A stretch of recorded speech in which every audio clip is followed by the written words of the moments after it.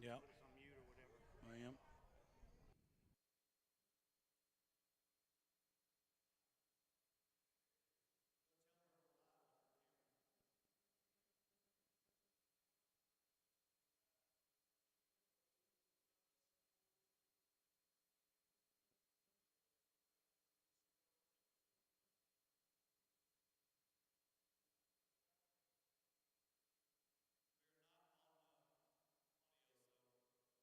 not on audio, so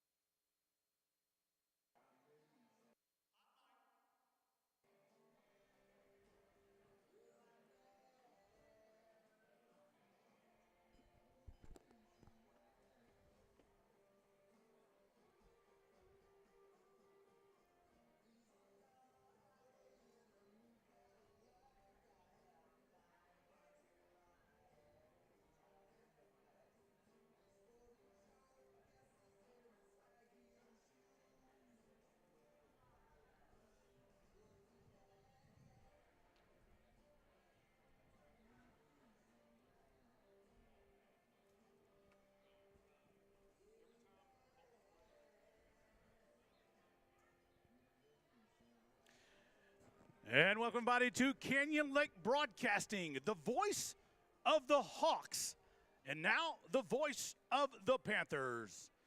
As the Motor City Madman welcomes us to game number 2 at the regional quarterfinals playoff here in Northeast ISD, Texas, the San Antonio School District here. We welcome everybody across the Fruita Plains and around the globe. We've got game 2 of the regional quarterfinals between the Navarro Panthers and the Canyon Lake Hawks. Game 1 went to Canyon Lake in a 3-0 one-hitter by Tyler Pauly. And game 2 was on the horizon for the Panthers. They'll need to win to survive to go to game 3 tomorrow. Welcome, everybody. This is Corey Martelli, Canyon Lake Broadcasting, Chad Parma as well. And our newcomer to the club is a principal, Coach Carl Scarborough from Navarro. He'll be joining us today. And also to my left is one of our students from Canyon Lake High School. It's Natalie Castile. She'll be learning how to produce a show today. We've also got your partner in crime, right, over here working the camera. Yeah, Luana Sampao. Yeah. And we've got Justin Harmer there working the camera too. He'll be back today. Again, welcome, buddy. Same place, same time as yesterday. Navarro looking for maybe a different outcome. Canyon Lake looking to seal the deal. And I'm just glad to have Chad and Carl down there and a part of the program today. Welcome, guys. Big game today. Yeah, Corey, thank you. Yesterday's ball game was nip and tuck the whole way after the 3 runs Canyon Lake got in the first, and it basically was scoreless after that. I expect to see 2 good pitching performances tonight, too. On both ends for Navarro, you got Jackson Moncarud taking the hill. And for the Hawks, we'll see Tanner Schultz today. So I expect this to be another low-scoring, good defensive baseball game. And, Canyon Lake got game 1. I think Navarro's going to come out ready to go here. They know they've got to get it, and they both know what's at stake. Absolutely. Good to have you back, Carl. Glad to be here, guys. Yeah, I mean, it's playoff baseball. It's October baseball in May, okay? So anytime you got a situation like this, a team with their back against the wall, they're going to come out fighting. Yeah. Well, we got a couple things going on here. I'm working the boards, producing the show. Chad will be the play-by-play, getting a few of the microphone things done here. We got an outside speaker going on. They're about to do the announcements of the tee and the Star Spangled Banner here in a minute, but it's a big day. Canyon Lake is, Como ISD is out of school today, teacher service day. There'll be some people here, and Navarro always travels well. And I was informed yesterday, I did not know that 16 teams in Navarro have gone on to at least the next round. 16 to 17 teams, that's right. We on district play, and you're looking at one of them right now. Well, Chad, I appreciate you getting everything together as we get to the national anthem coming up here in just a second. We will have no commercials today. We'll run a little bit of the 411 on the local school goings on, some fundraisers. Canyon Lake has one. Navarro has one, which I went ahead and participated in this morning. Great, come on. Nice. It's the cookbook. A little funding for project graduation. I had to get in line for my cookbook, man. Now, if you could just come to see Mamma Mia tonight, that'd be even better. Yeah, okay. Yeah, well, I'll do my best. But, yeah, well, the cookbook that is a fundraiser for Navarro, I've dipped into that. Well, that's awesome. I talked to him this morning. We hope it has the recipes you're looking for in there. We talked about that yesterday, too. Well, we appreciate it. Well, we got Darren out there. Darren's off today. He's got his daughter graduating, and, he's got a graduation party, so he's got the night off. We appreciate him calling in today to help us out just a little bit. And we'll move forward here in just a minute with the Star Spangled Banner.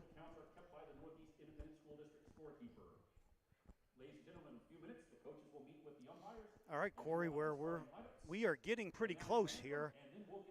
We're about 9 minutes away, and I think they're going to call the rosters out right now and introduce the teams. So we'll let you guys listen to that.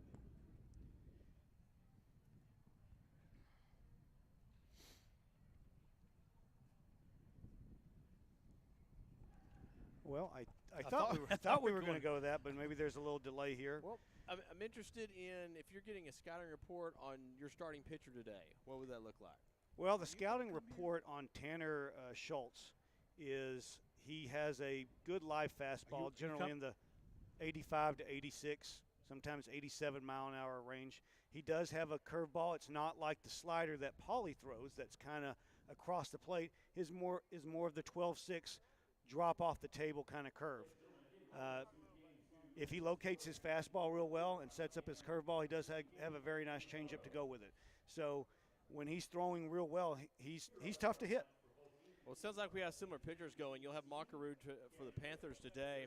He'll stay low in the zone. He'll throw low 80s. He'll hit probably 83, 82 maybe, but everything's low in the zone. And it's 3 pitches. And he works real fast. We've seen a lot of teams get that little foot, get both feet in the batter's box, put their hand up to the umpire, and realize I haven't been granted time yet. And there's the pitch already on him. So he works fast down the zone. It's almost like a Nintendo game when he pitches because he goes really quick. But as long as he stays down the zone, has all 3 pitches, he's been extremely effective. Well, that's something I noticed from your pitchers yesterday, which was, Bryce Nall comes in with kind of powering stuff, but then you brought in Hunter Monroe, and he did kind of basically the same thing, keep the ball low in the count and get ground balls and pop-outs, and we saw a lot of quick outs. We saw a 4-pitch inning from him, so I think that's kind of more of the same. It is more of the same. Moncaroo is going to have a little more control than you saw from Hunter yesterday. Gotcha. So they just introduced the Canyon Lake starting lineup. We're now coming up with the Navarro starting lineup.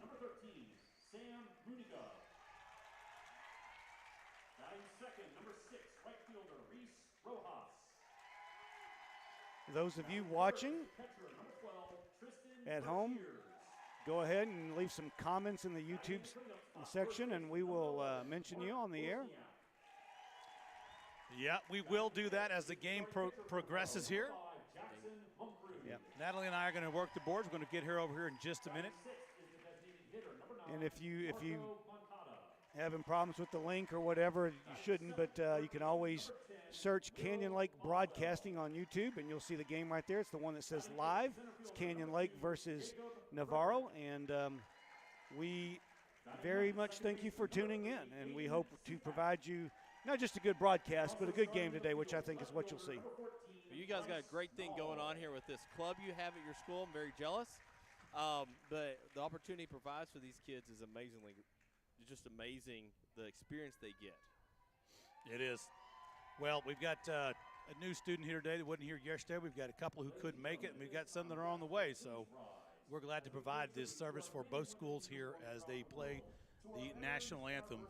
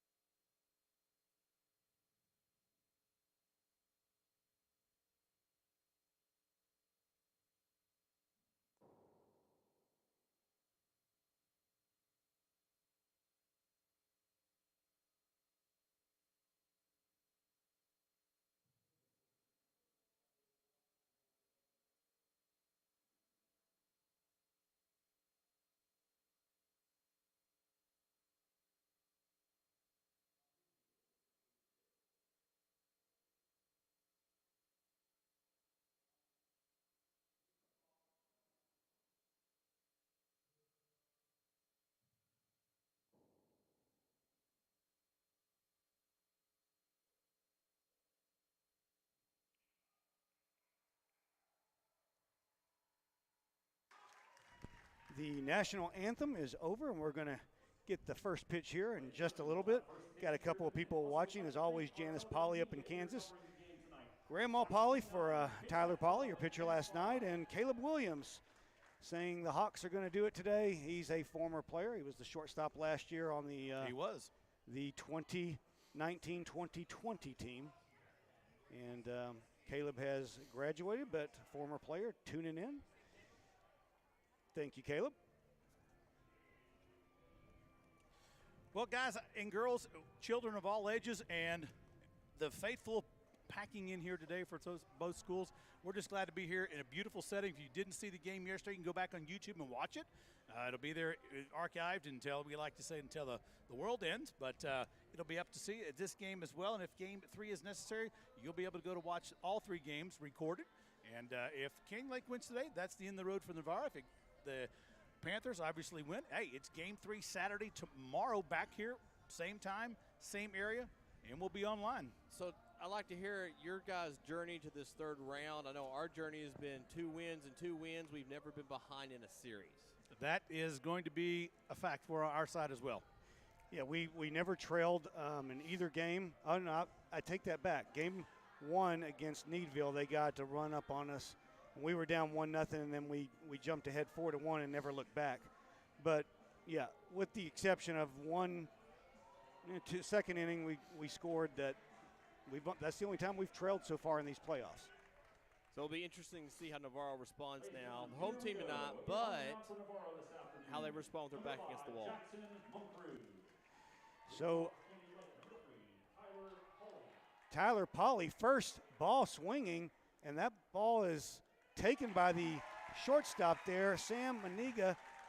He called off the third baseman, Will Boswell, who was giving chase as well. So 1 pitch, 1 quick out for the Panthers, and that will bring up your left fielder, Hunter Anderson. And that's something we've already talked about with Jacob Monkerud, is the fact he will throw the ball, he'll pound the zone, and try to get a lot of swings early in the count.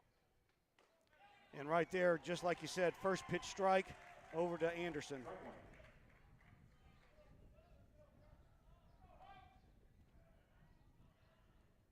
This one grounded over on the left side. Boswell gives chase, but it is foul.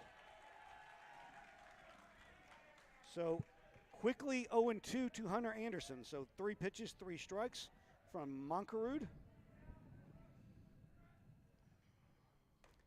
That one upstairs, 1-2.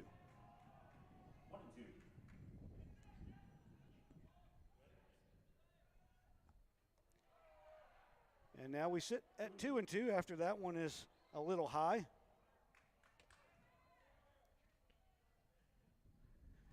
So, as you said, he likes to work quickly, and Anderson already recognized that, putting his hand up before he even steps into the box.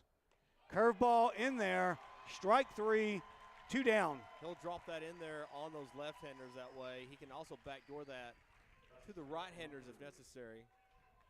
I don't know if y'all noticed on the first pitch, Monkerud kind of playing with the ground. I wonder if these guys have to go through an adjustment to get used to an AstroTurf mound versus the dirt they're usual. Well, I would imagine they do, and you're a pitcher, you probably know that better than I, but yeah, hitting turf is a lot different than hitting dirt, especially if a hole's been made there by previous pitchers or whatever. And every mound's different anyway. This one may have a different give to it. So 1-1 here to Chase Anderson, the catcher, as that one's down in the dirt or down in the turf. Nice block there by Brashears, your catcher. Nobody on base. 2-1, 2 out here in the top of the first. Canyon Lake batting as the visitor today.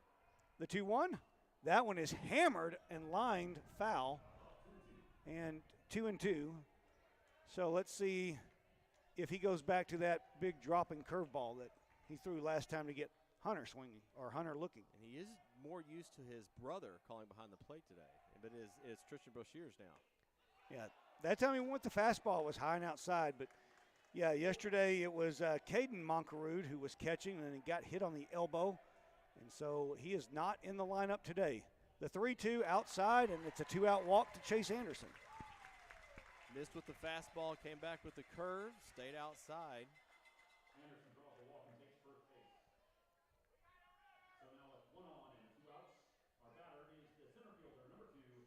So we are going to get a courtesy runner here for the catcher, Chase Anderson. It looks like that is number 10, Peyton McMullen.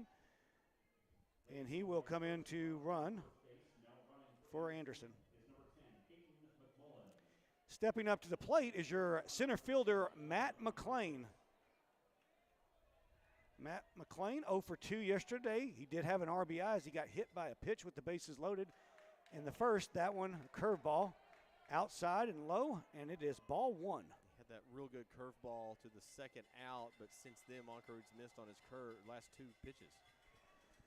McMullen staying put at first, and that pitch is high. It's 2-2 now. 2-0, excuse me.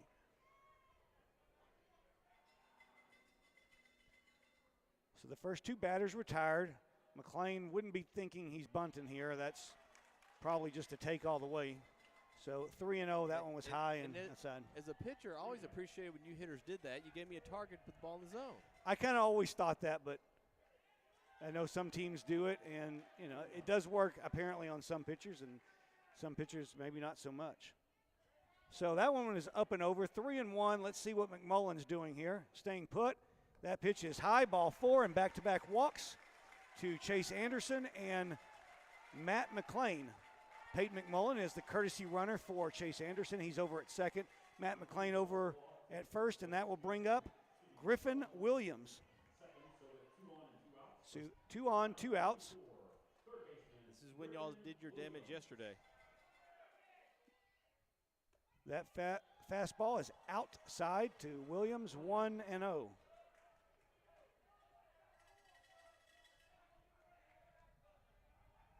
Five balls in the last 6 pitches. Another beautiful day out here. Let's see if he's got the green light. He takes that one on the corner, 1-1. So you jinxed him. You said 5 straight balls. And hey. You jinxed him in a good way. Can I say that? Y'all got to win yesterday. Will that work? No, it's good. I like seeing good baseball from both teams. That one, curveball. Williams wanted to go after it, but left it alone. That one's in the dirt, 2-1. Still looks like Moncrief's feeling for that pitch here early in the game. Yeah, trying to get established, like you said, on that turf mound. The look back in the 2-1. Williams drives that fairly deep, but that one is hooking or slicing foul on the right side and out of play. And it is 2-2 now to Williams. So Moncrief trying to get out of the inning here.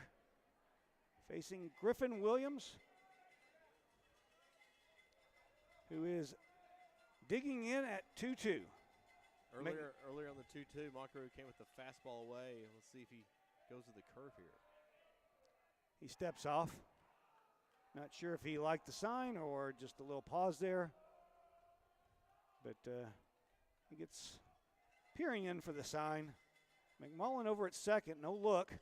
Williams takes strike 3 on the fastball in the outside corner, and that was a beautiful pitch by Jackson Looked like he Moncrief. was froze a little bit, looking for the curve. They came fastball. Yeah, and when you have a good curveball, and he's shown that early. Now, he's been a little bit wild with it, but he's thrown some good ones too. And when you show that and you know that that's in his arsenal, it sets up that fastball. Absolutely it does. It gives a good change of speed. He'll throw a changeup in there every once in a while. That's his 3rd pitch, and we'll see what he can add to this. Yep, so as we're switching innings here, we don't have commercials or anything. I'll quickly go over the Navarro lineup. Batting first, Sam Muniga, the shortstop. The right fielder, number 6, Reese Rojas, is batting in the 2-hole. In the 3-hole, it's Tristan Brashears, the catcher. Mark Wozniak will be hitting 4th. He's first base. Jackson Moncrief, who you saw on the mound, is hitting 5th. Marco Mancada, the DH, he is batting for the left fielder, Bryce Null, today. After him will be Will Boswell, the 3rd baseman, Jacob Frederick, center field, and Aiden Supak at second. Defensively for the Hawks, you have Chase Anderson behind the mound and Tanner Schultz pitching. Chase Anderson behind the plate. On the mound is Tanner Schultz. First base, Dalton Stanley. Second base, James Lalonde. Tyler Pauly over at short. Griffin Williams, your 3rd baseman. Hunter Anderson in left. Matt Mclean in center. And Jeremy Green in right. We're here in the bottom of the 1st. Canyon Lake gets no runs in the top of the 1st. They get a couple on. But let's see what Navarro can do against Schultz. Navarro, 1 hit yesterday. And Clay, I don't think that is what they're used to. It's not what they're used to, and even with that yesterday, I could think of 5 off the top of my head, and there were probably 7 or 8 times hard hit balls right at people. And we know that in playoff games that, well, you just got to get those to fall somewhere or another because you're so limited on your outs in the playoffs. You're absolutely correct. And yesterday it was kind of the same thing. We saw a couple of balls fall for Canyon Lake, and for Navarro, not so much. Well, and then I think it was the 5th and 6th inning. Navarro had 2 or 3 runners on and just couldn't get a big hit. And timely hitting and good pitching is the equation to win in playoff baseball. We also haven't had a run scored in 7 innings in this series so far. Well, let's see if Navarro can get the bats going today. And, yep, you'll see the shortstop, your leadoff hitter from last night. He's the leadoff hitter again, Sam Muniga. So Tyler Schultz, who always works from the stretch, whether there's anybody on or not, fastball right on the outside corner.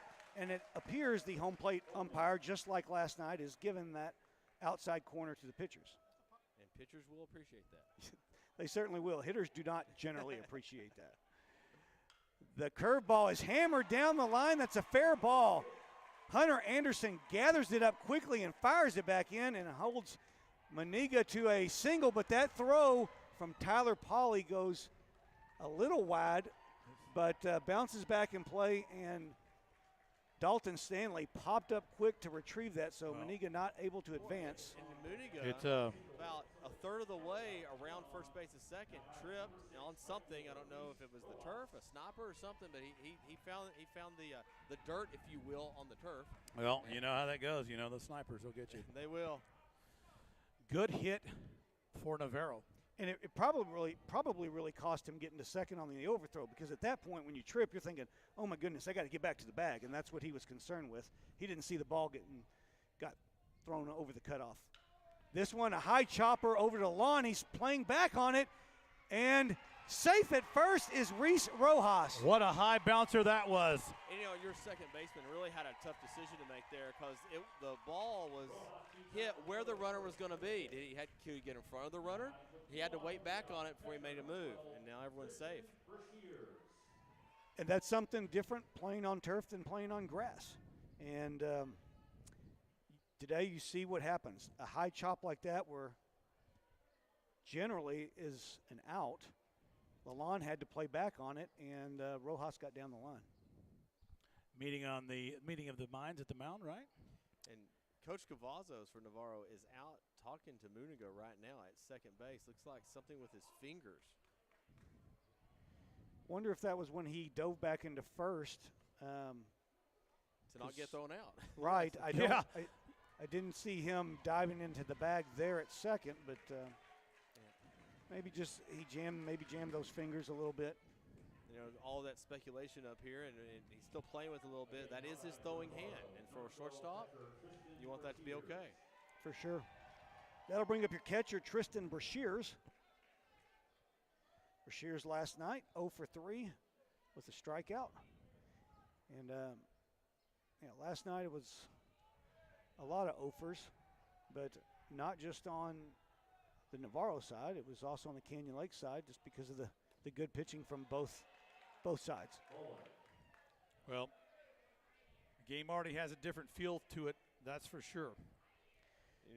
If you're Navarro, you're against a team with good pitching, you got to jump on early. We saw that yesterday.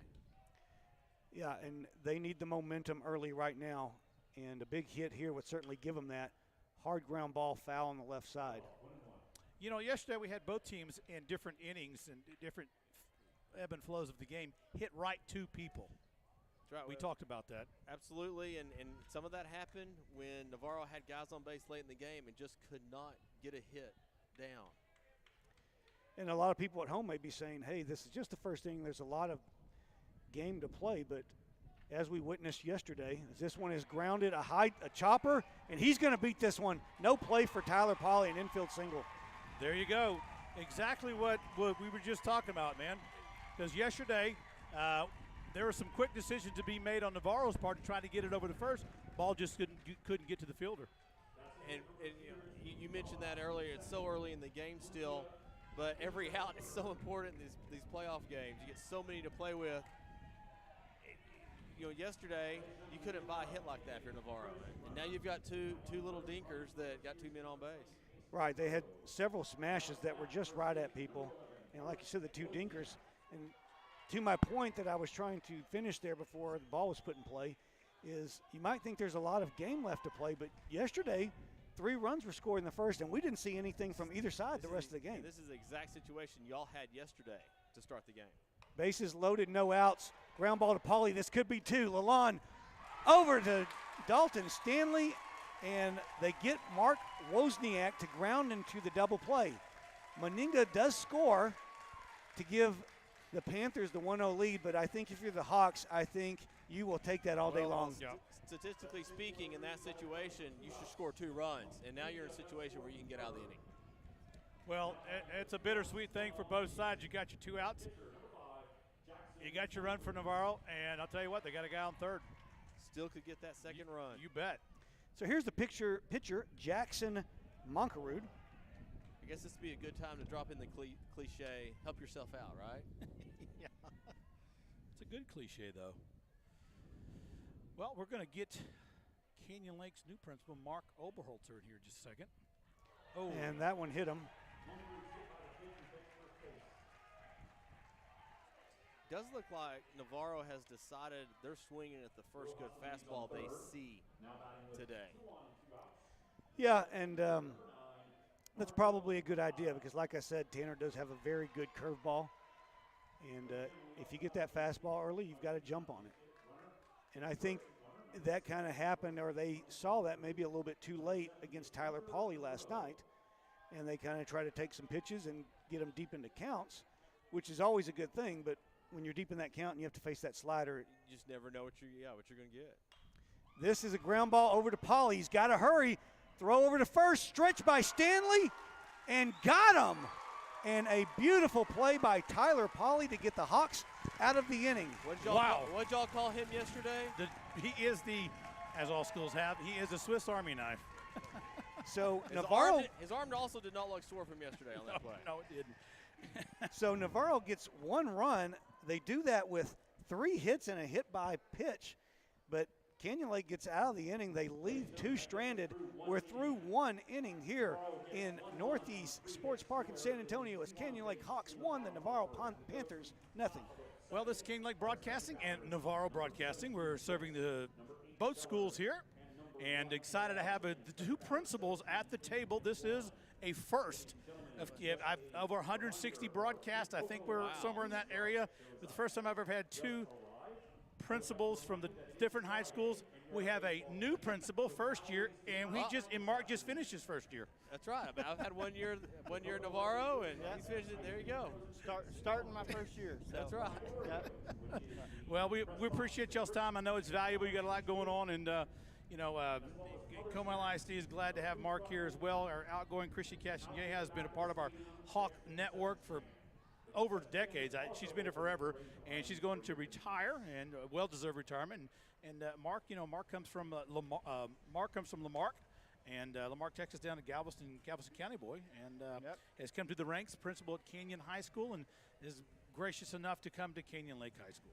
Yep, very excited about the opportunity to come to Canyon Lake High School. Great community and great backing, and I'm just looking forward to the opportunity getting in there and getting to work. So do y'all have like a hotline set up? Is that how the principals work, like a bat line or something? Well, I will admit there's text groups that you end up making, and you're like, let me tell you what just happened. Yeah. You wait for that call. You wait for that call, and it's either a good thing or a bad thing. And so, in this case, it worked out well for me. Yeah. So. Tanner Schultz standing in, the pitcher, facing his counterpart, Jackson Monkerud, and quickly down in a hole at 0-2.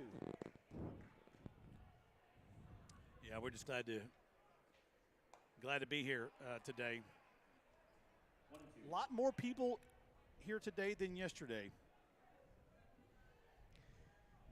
Yeah, we're going through a little bit of audio issues, so we're trying to get those mics set. Strike 3 from Monkerud, and he gets Tanner looking, and that's his 3rd punch out today here through an inning and a 3rd. Well, our superintendent let everyone out at 2 today just for baseball, so we appreciate that. There you go.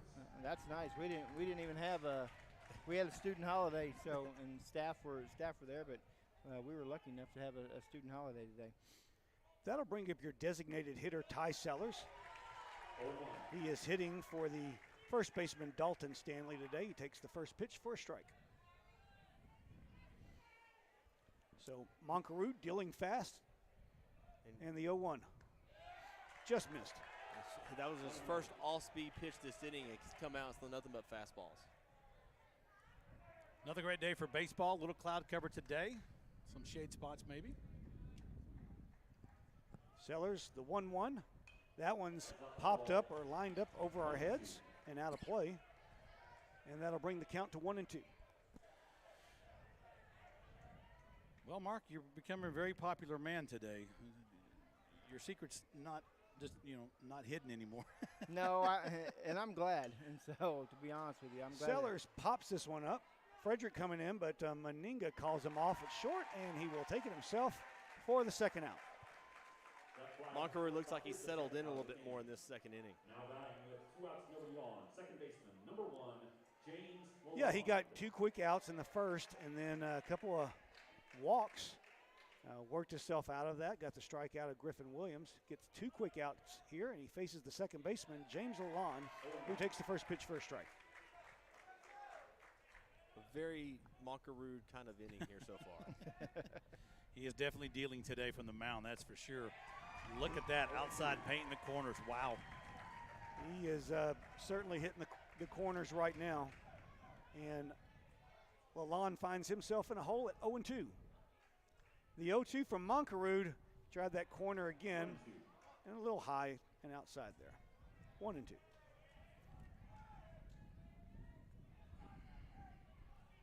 So we'll see if he goes back to the curveball here or he stays with that fastball on the corner. The 1-2, curveball, Lalonde just got a piece of it. And good recognition there by James Lalonde, knowing that there wasn't much he could do with that pitch, and it might have been a called strike, and he just fouled it off to see another pitch. You hit more than I did. Sometimes you just got to hope you make contact. That one taken high, 2-2. I always got real annoyed as a pitcher when you guys did that. Yeah, you just try to foul stuff off because you know really you're not going to do much with that pitch. The 2-2 tried the corner, and they thought they got it this time, and the umpire said not so fast, not quite there. But you can see where he's trying to put the ball. Catcher set up outside again. He tried it, and that one is a little more outside. Ball 4 to James Lalonde. So the Hawks have a man on with 2 outs. So I got to put it to Mark, Navarro got out of class, maybe next time in the future when we have a big game, Mark. I think that's a great idea. No, that's a great idea. If we were to find a way to win this series, we got to contest with graduation next week. Oh, yeah. Oh. Yeah. Yeah, there's a lot of schools having graduation tonight. And, if baseball's still going on, maybe they push it back or whatever.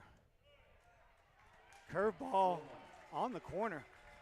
And Jeremy Green really did not like that pitch, but It's his birthday today. all right, well, happy birthday, Jeremy Green. That's your right fielder batting here in the 9 hole. That one fouled back and off the catcher's helmet. And Green in a hole at 0-2. He's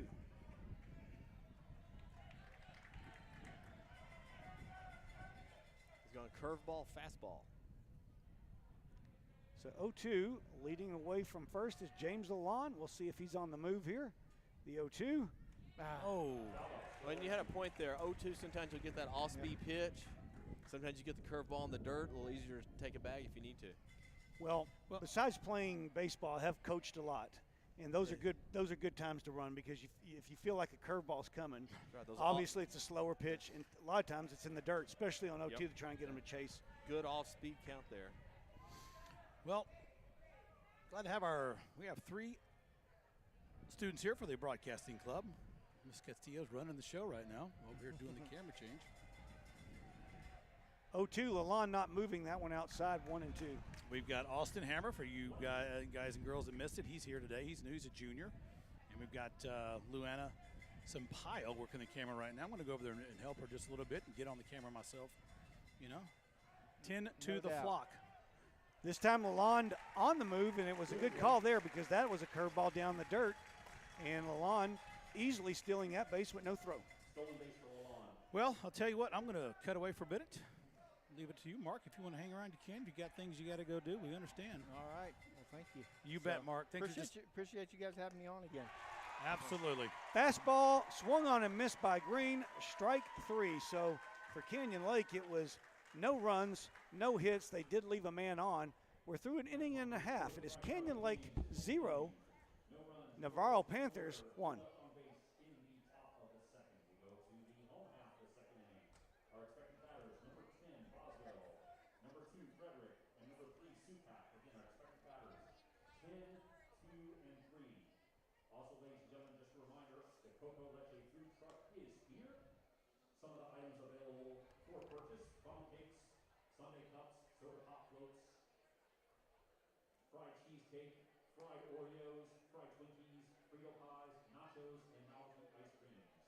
We're here at break, no commercials, and we're going to be hearing the PA guy announcing stuff. They have just about everything fried you could possibly want. So what year is your pitcher? He is a junior, so Schultz is the junior. Tyler Pauly pitched last night as a senior. Moncarud also a senior on the Navarro team. The reason I asked, you look at a kid like that with his size and build, that's a right-hander colleges are probably going to be drilling over. Yeah, possibly. And I want to correct myself. I think Moncarud is actually a junior, right? Yes, he is. A junior, yeah. So you got two juniors fighting each other. And Tanner's a big boy, 6'3", 6'4". Yeah, and he's still got another year. And if he adds another 2, 3, 4 miles an hour on his fastball, yeah, he's with exactly what with they're looking that build, for. I'm sure they're going to look at him and go, we can add it in your legs, we can do long toss, a lot of things to build that up. Most definitely. And that first pitch is up and over. That's a strike to your third baseman, Will Boswell.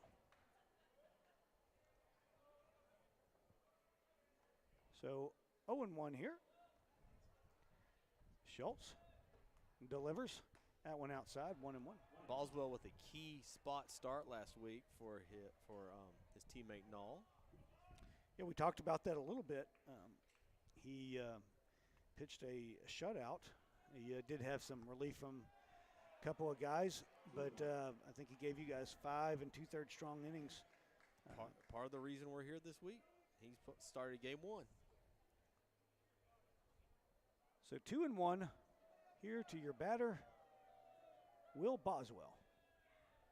Fastball, strike. Got the call in the outside corner, and the batters don't like it. But right now, it's consistency from the umpire. He's given it both ways. He has given it both ways. I think there's only one that you had a question about. Other than that outside corner is being called a lot. The 2-2, curveball, got him. And there you saw what kind of curveball Tanner Schultz can throw. It helped that he was getting the call in the outside corner. He was able to expand the zone a little bit with that curve.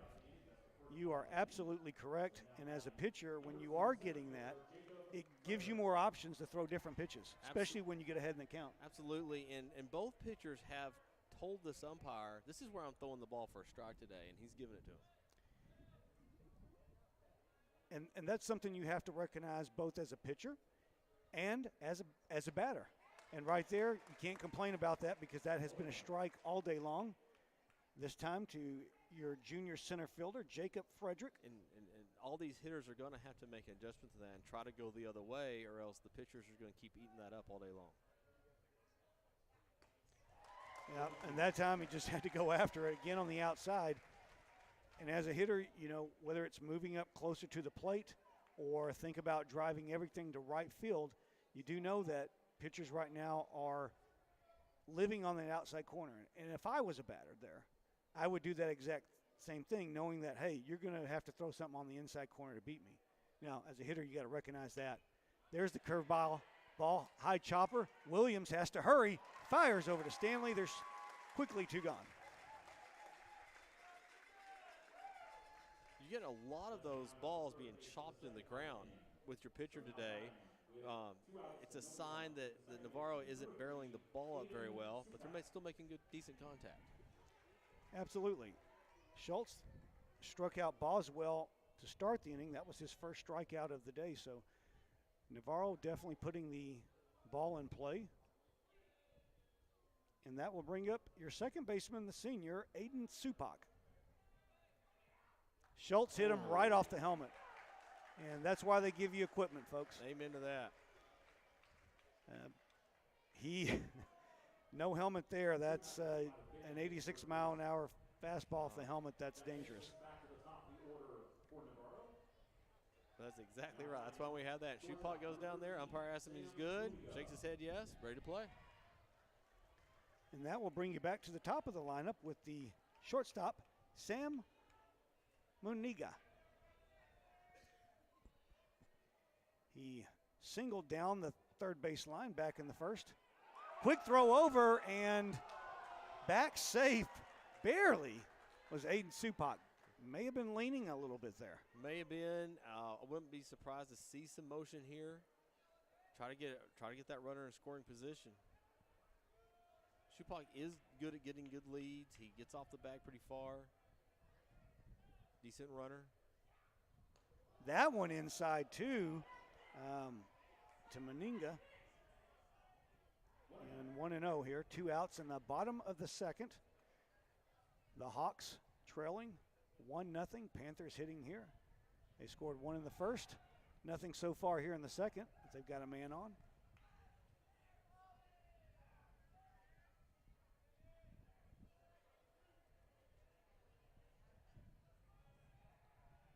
Schultz will come set and fire high. 2-0. So good count here for Muniga if he can get a fastball to drive. He drove one down the third base line in the first inning. Yeah, 2-0 could be a possible hit and run here. We'll see what Supak does. He's got a good lead, and he is moving that one down in the dirt. And Supak will get down to second easily. So there's your man in scoring position. If Sam can find a way to find some green. And for you guys at home, I don't know the signs, but I have been guessing. It's kind of more of a coach thing when you see good opportunities to run.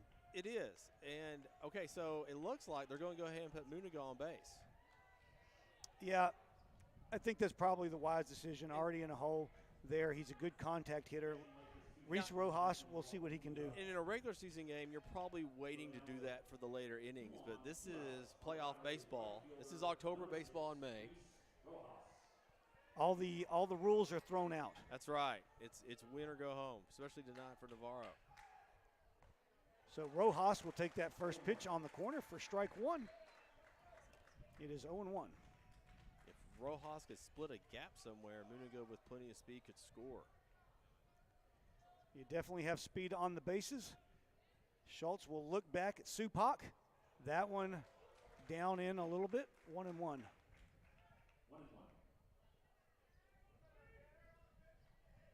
Rojas just trying to find a way to get this ball in play. A lot of room on the left side of the field. Yep, Polly shaded over towards the bag. He moves back over. Schultz misses high there. Tanner Schultz unofficially sitting at 43 pitches here.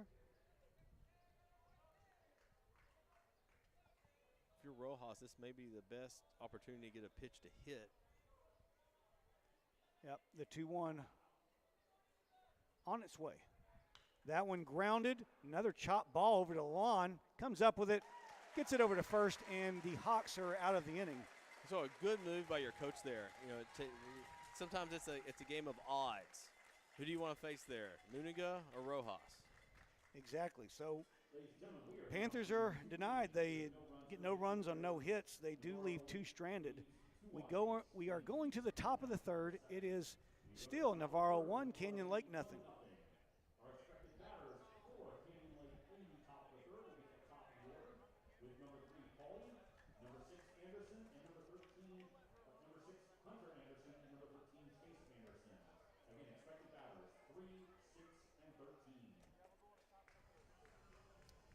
Going to break, you saw who's coming up for the, or maybe heard who's coming up for the Hawks. Back to the top of the order, Tyler Polly, followed by Hunter Anderson and Chase Anderson to face Jackson Moncaroon, who's throwing here in the top of the third. So we've played the equivalent to a Major League Baseball game, 9 innings and 4 runs. Yeah, and that 4 runs is like between both teams. So if some people didn't see game one, Canyon Lake won that one 3-0. So it's 1-0 here, and yeah, the runs are a premium right now. And as you get deeper in the playoffs, you face better pitching, better defense. We talked about this last night, and one run can be the difference in the game for sure. So you're scrapping for it the whole way. You definitely are. So we're just about set here to start the top of the third, and that is your leadoff man, Tyler Pauly, who popped out to third on the first pitch of the game. This time taking, he takes ball one.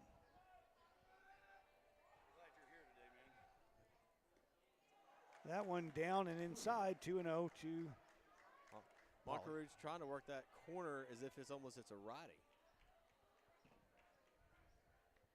This time inside and tight. Maybe he's just kind of been throwing that, what would be an outside corner to a right-hander. Now Tyler Pauly is a switch hitter, for those that don't know. And that's impressive. So right-handed pitcher, obviously right-hander in the field at shortstop, and he hits both sides. Definitely fouls that one off. Well, that it adds even more to your Swiss Army knife. Right. And something you see kind of what Tyler Pauly and with many switch hitters is generally they might hit for a better average on one side and a little more pop from the other. As he takes that for ball four, so they get the leadoff man. And I bet he can run well on the bases too here as a leadoff hitter now. Definitely. He's just the all-around baseball player. Pitcher, shortstop, good hitter, good base runner, smart base runner. So Hunter Anderson digs in, first pitch, popped up to right.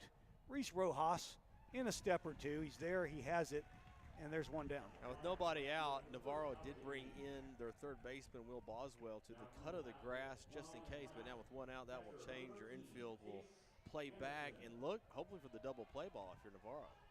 Yeah, kind of surprised that Escamilla wasn't bunting there, but especially with runs being at the premium they've been in this game.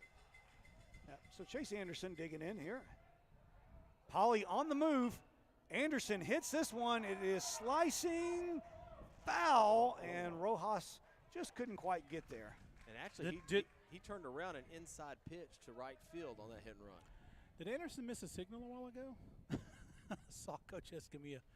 No, I'm not sure. I don't know if he gave him a bunt or not. We might have been talking about that, but and you were talking about Hunter, the batter before, not Chase. So yeah. 0-1 here to Chase Anderson. That one on the corner all day long. That's a strike. Nice pitch. Well, I've been running around making sure the cameras and things working. We're without Darren today, so I'm on double hoof duty, if you will. Corey, you're doing a great job. Strike three on the corner. Wow. And Anderson doesn't like it, but it has been a strike for both pitchers. And I get a feeling that each pitcher has expanded that strike zone, that outside corner, almost by the width of the ball. You know, they keep convincing the umpire, I'm going to throw it here for a strike. Yep. So Matt Mclean up, 2 outs. Pauly still over there at first, staying put. That one a little bit off the plate there. Still trying that corner, which he's been effective with so far. Both catchers are doing a good job, too, of making it look like a strike. Coming set. Pauly on the move, late jump, throw down by Brashears, and they got Pauly.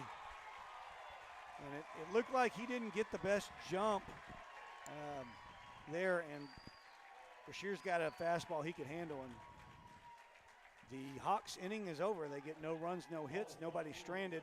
We're going to the bottom of the third. Navarro 1, Canyon Lake nothing. Well, Canyon Lake Broadcasting, voice of the Hawks and the voice of Navarro today for Game 2 of the regional quarterfinals. We're glad to be here today. It's a great day. Got our students working, and we're just appreciative of UIL, Comal Independent School District. We have an outgoing Leanna Tyler, but our assistant AD is here, Brian Martinez. I want to get him on in just a minute. We'll get him on in just a minute here. Maybe in just a minute we will. Corby wondered. Well, they're all here today.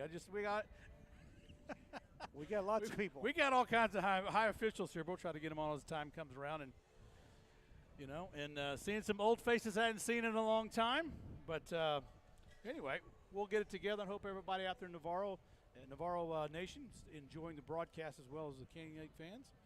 We've got a lot of people online watching the game right now, so we're glad to have Carl here. Carl has been a savior to the program. Yeah. Didn't know what we were getting when we had Mrs. Carl coming over here. And It's not the first time I've heard that when people pick me up. Well, it's a good thing because we get a little perspective from the Canyon Lake side, and we get a perspective from the Navarro side.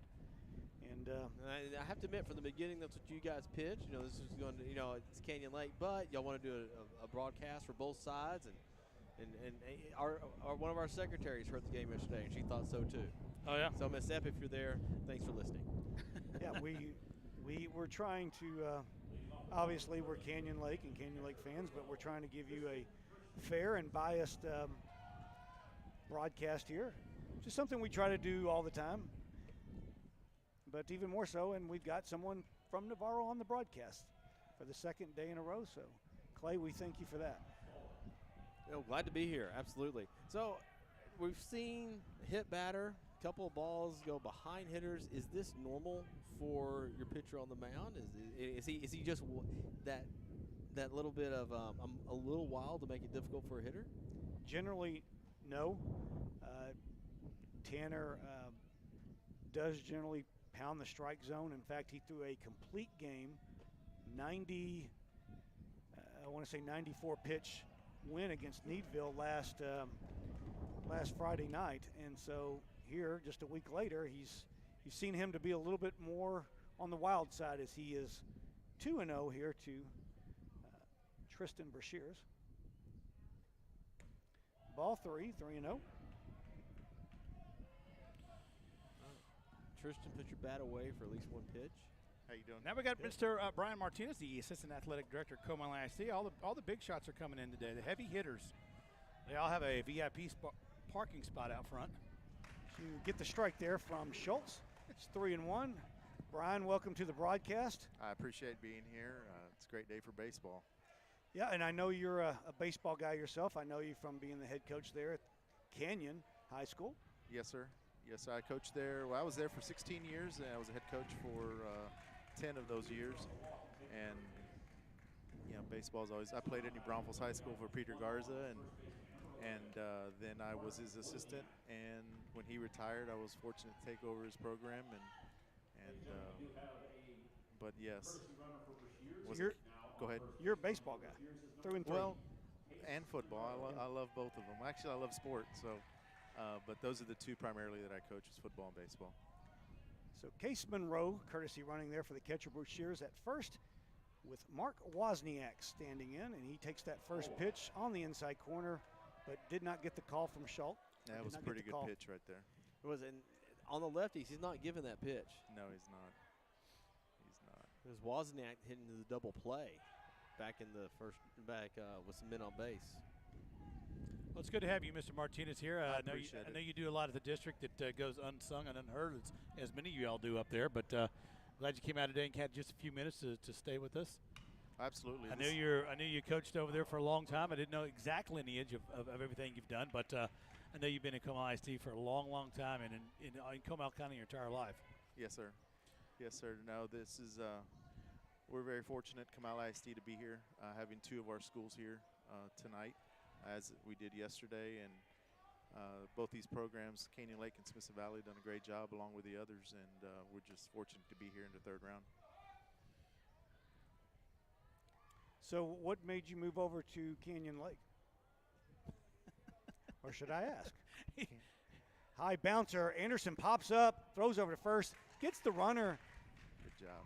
A nice play on Wozniak as he was bunting just to sacrifice over the courtesy runner, Monroe, and Anderson popped out of that catcher position and fired down to first and got the out. Well, I can answer a question for you. Now, see, I caught him yesterday. The Canyon Lake game was over, and I noticed that he had on Canyon Lake gear, and then when I got to the car with the equipment, he had done like Batman and changed into Smithson Valley gear.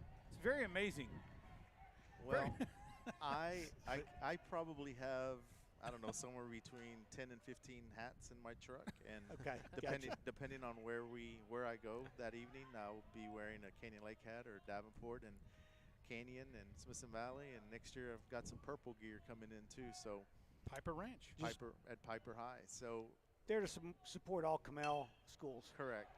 As this one's grounded over, Nice play. Williams cuts it off, has to throw as he's falling down, and safe at first is the pitcher Jackson Moncaroo. And potentially saves a run with that play and sets you up for a double play. And made a good job. He did a good job getting to that ball right there and keeping it in the infield. And that's a long stretch for Griffith Williams. He's a big man. Well, Griffin's over at third. He's the one that threw it. A big stretch over there by Dalton Stanley. He's the one that dug that out at first. And the Panthers are threatening again here at first and third and one out, and that's your designated hitter, Marco Mancada, coming up. I would look for Hunter at first to try to get to second almost any way possible here during this at-bat. Yep, so you have the courtesy runner for the pitcher Jackson Moncaroo, and that is number 7, Hunter Monroe. So you got Monroe at third and Monroe at first. Brothers. Quick throw over to first, back in time, no problem. So, Brian, I got to ask you, you're spending a lot of time out here. You know, things keep going. You're going to be a traveling man with 5 schools, right, on the horizon here Yes, pretty sir. soon. You're going to put some miles on the Comal ISD wagon. Oh, but it's fun. It's well worth it. I get to see all the programs in our district, and for me, I get to see the coaches work and the kids put in all the hard work that it takes to get places like this. So for me, it's fun. So Squeeze, suicide bunt. He gets it down, and that's going to actually be a hit. And that could be why he's starting today.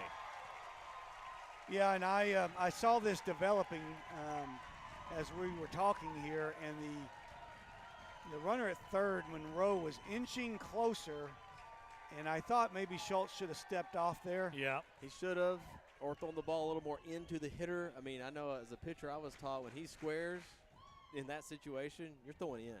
Yes. And really, if you did hit the batter there, it doesn't really hurt you. It does load the bases, obviously, but it sets Keeps you up the for run a out.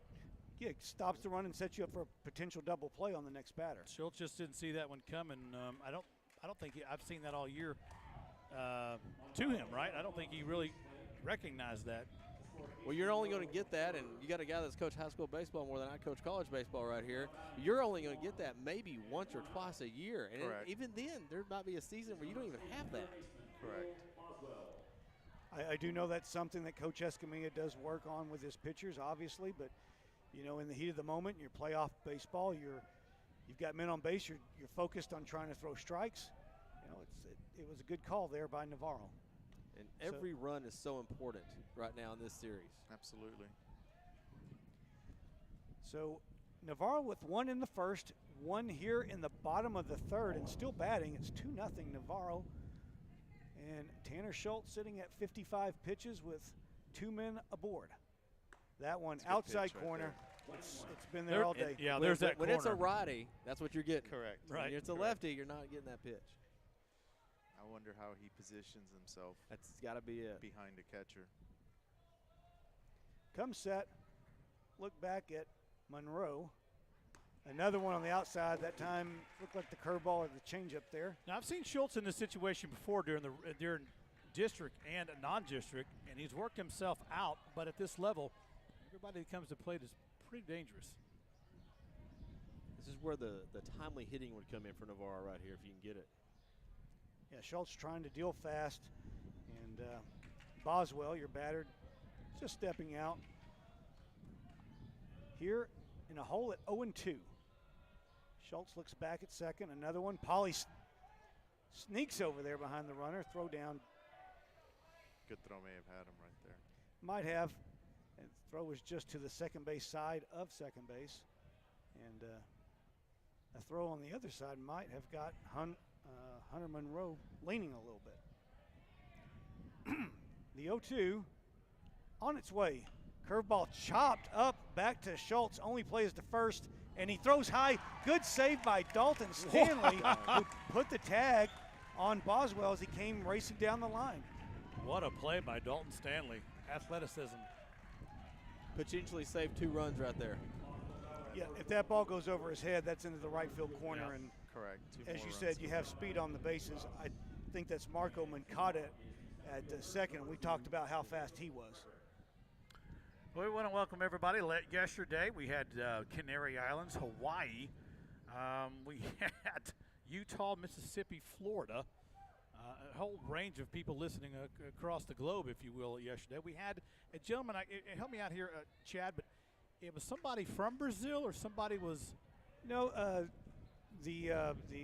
not sure which corporate school it was, but they tuned in and they have a couple of exchange students. One was from the Canary Islands there in Spain, and they also had a Brazil exchange student, and they were trying to get him on to watch it, but we never saw that happen. But I think they were kind of rooting for it. That was the gentleman who was working at the airport watching it on his phone in Spain. That's the connection. You gotta like that story. So 1-0 here to the center fielder, Jacob Frederick. And that one outside as well, 2-0. That's almost as good as the fact y'all were broadcasting into North Korea. We were in North Korea in 2017 when all the rigmarole was going on. Some of our listeners got deployed and they just put it on the loudspeaker in the demilitarized zone. The 2-0 swung on and missed there by Frederick. I didn't know about that until baseball season the following spring. Check that. It wasn't until August of two-a-days then the parent finally retired out at a Daegu, South Korea, and told us. The 2-1, that one fouled out of play on the right side, off the netting. And Frederick here now at 2-2. Well, this is one of those at-bats that could sway the entire tone of the rest of this ball game. Absolutely.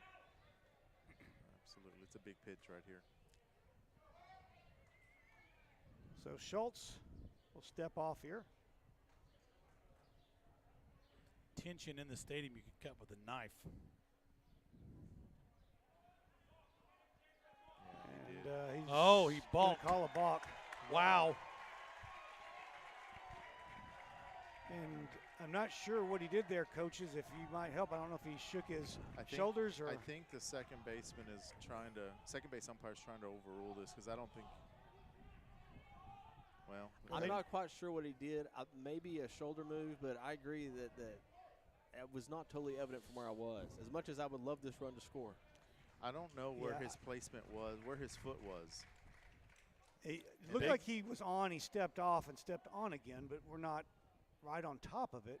Yeah, and he's sending him back. Yeah, I think the crew needs to discuss this and make sure they all saw the correct thing, because we didn't see anything here up in the booth. And I think that's the right call. You get together. What did you see? What did you see? And correct. At the end of the day, you get the call right. Admittedly, I was watching the runner on third.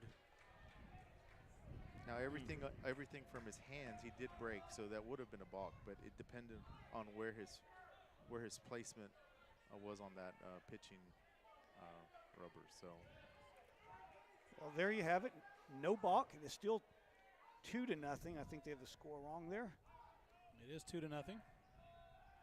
The 2-2 swung on and missed, and Schultz gets out of it with a strikeout. Wow, what a turn of events. Changes that whole inning right there. Yep, so for Navarro, they do get another run on 2 hits. They leave 2 stranded, though. We're through 3 here in San Antonio. It is Canyon Lake 0, Navarro 2. Well, Brian, you're going to go off and shake hands, or? I'm going to go sit down and watch the rest of the game. And I appreciate you guys streaming this today for everyone at home. And thank you guys. Y'all have done a great job this year. And hopefully do it again next week. Thank you, Coach. We appreciate you coming in here, and thank you. We'll see you around. Yes, Thanks. sir. Well, Canyon Lake Broadcasting here for Navarro and Canyon Lake.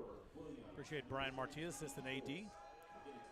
So Brian is the AD over, or what position does he have, Corey? He's the assistant AD here at Coleman ISD. Gotcha. Okay, so he's over all the whole shooting match. Yeah, he's over all the schools. Today he's just supporting, like he said, Canyon Lake. but he will support all Camel schools, and so he's a Valley. Yeah, Smithson Valley's next here. right. So he's getting to see 2 of them, and he's a traveling man. Yeah, he is. I'm a traveling man. We're going to switch camera operators, and we're going to get a new camera operator. That's going to be Justin Harmer. He's going to roll over there and give his best to the camera, and then we're going to introduce him real quick. Justin, go ahead and introduce yourself here real quick. Austin, I'm sorry. Did I say Justin? It's Austin Harmer. Austin, how you doing? I'm doing good. How about you? Austin is going to be one of our producer-announcer type guys. He talks more than LJ and I combined, so that'd be pretty good. Austin, tell me a little bit about yourself real quick. I'm a junior at Canyon Lake, and I'm interested in criminal justice, and that's where I'm looking to pursue with my life. Well, good deal. Good deal. And aspirations at the club here, would you join? I was just looking for things to put onto my college resume to make myself stand out. It gives myself some school involvement. I can get opportunities for service hours, so you're gonna get involved. Right, Chad? Definitely, for sure, and we're glad to have you, and it's good for two balls and 1 strike as we're talking. They don't have it on the board though. Nope. It's good that you're joining these things, learning some knowledge, and staying active. Wow. Nice pitch right down the middle. Well, good. Well, Austin, we're going to head over to the camera. You're going to operate the camera for a few innings, and we're going to switch out with Miss Sampaio as I watch the ball. 3-1 now to Matt Mclean. Leading off, he was there at the plate when Pauly got thrown out at second to end the inning. This one fouled over our heads and over the awning and out of play, and that will run the count full to 3-2. Scoreboard, I guess, has momentarily having issues as everything has just gone blank on the board. Strike 3, outside corner, and that's the 3rd call strikeout I can recall real quick off my 44-year-old head. So there's 5 of them, I think, on your sheet. Well, no, there's more than that, actually. There's 6 of them, but 5 of them are called. Wow. And it's been on that outside corner. That fastball on the outside corner, which each pitcher has earned. So Griffin Williams standing in. He got caught looking back in the first. It was this guy that had a big play, couple innings, last inning actually at third, kept 2 runs from scoring. Yeah, moving over to cut that ball over at third. If that gets through the hole, there's at least another run tacked on for the Panthers. Williams pops this one up, foul and out of play. And that'll run the count to, well, they said 2-1, but I believe it's 1-2. You know, the scoreboard isn't working. We don't have it on our screen. We'll just have to take an audio from here from you. Try the outside corner, and something you noticed there from Brashears, the catcher, he is trying to do very good frame jobs. He is, because the ball comes off the edge of his glove because he had the glove right where he wanted it. It wasn't moving it. He knows if he moves that, as Griffin skies this one up and out of play, he knows if he moves that, that's going to be called a ball. But if he can catch that, even snow cone it on the end of his glove, he's going to get that outside corner. He might get it. How that catcher, how much that glove moves will sometimes tell how much a pitcher missed that play. The 2-2 to Williams. High, I guess that was 3-2. The scoreboard's not working. I'm behind the pitch there, but 3-2. Williams gets the walk. Well, you're multi-talented, Chad, and to keep everything going, it's okay. Look, the guys in blue have it down. Well, can Canyon Lake put a few on the board here? And can Navarro keep them off? So 1 out, 1 on, and the pitcher, Tanner Schultz, takes ball 1 on the outside. Moncarud looking like he's feeling for that outside corner a little bit. Well, he knows where to live right now, and he's going to step off as the shortstop. Caleb Muniga comes in to talk to him. So as he does that, the relief pitcher from yesterday, Hunter Moreau, looks like he is headed to the bullpen. I see that. Yep, Monroe trotting down there. Looks like he's got the bungee to kind of stretch his arm out. So maybe stalling for a little time here, but not a lot of danger here. 2-0 Panthers. They got a runner on, Griffin Williams with one out. Schultz fouls that right back in our direction, but we have a net in front of us, so no harm, no foul. 1-1 count and looking for the double play here to get out of this inning. The 1-1 to Schultz. Curveball swung on and missed. What a great pitch. Yeah, that one dropped off the table there. Sets up a lot of things here. When you look like that on a curveball, you're probably going to see another one, but also sets up a good high fastball. Small lead at first for Williams. The pitch on its way. Schultz gets a fastball outside corner. Hits it hard, but way foul. Troy Moses listens to it out there. Coach Canyon Lake High School.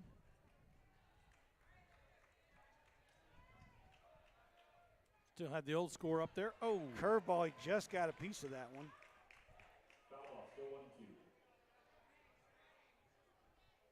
So we're still doing it here at 1-2. Williams over at first and one out. Infield at double play depth. The 1-2 curveball tried the corner, didn't get it this time. It was a little off, I think. But made everyone think about it, at least for a second. the 1-2 count, that's a good one to get hitters to go chasing. This time tried the fastball there and outside again. It's great full count, now. and I recognize the build of the guy you got on first, but this is a great count to start something here. Definitely. So let's see if Williams is moving. He's not. That one grounded foul on the right side. Wozniak. He doesn't hit Gets that glove. ball. It's definite strike anyway. So it's good defense of the plate for him. It keeps him alive.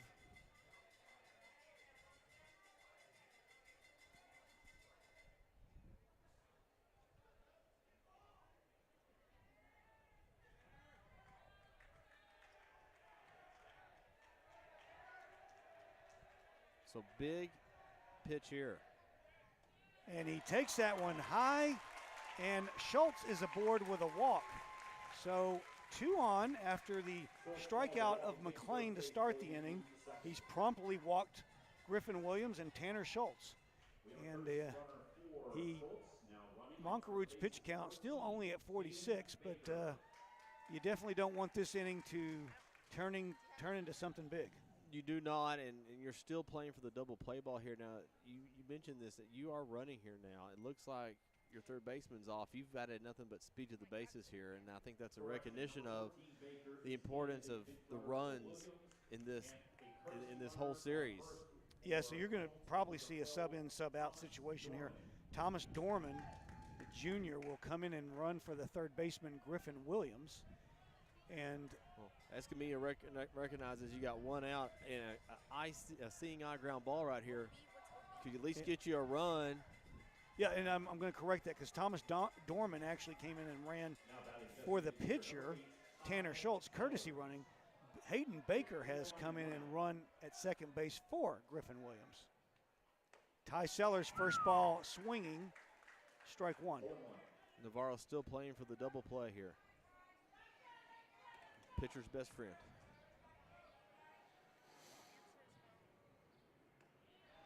That one taken for strike two. Moncarude may have found that outside corner again.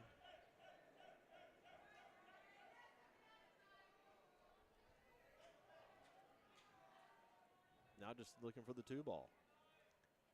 Pitch on its way. He struck out Sellers on 3 straight pitches, and he goes down for the second out.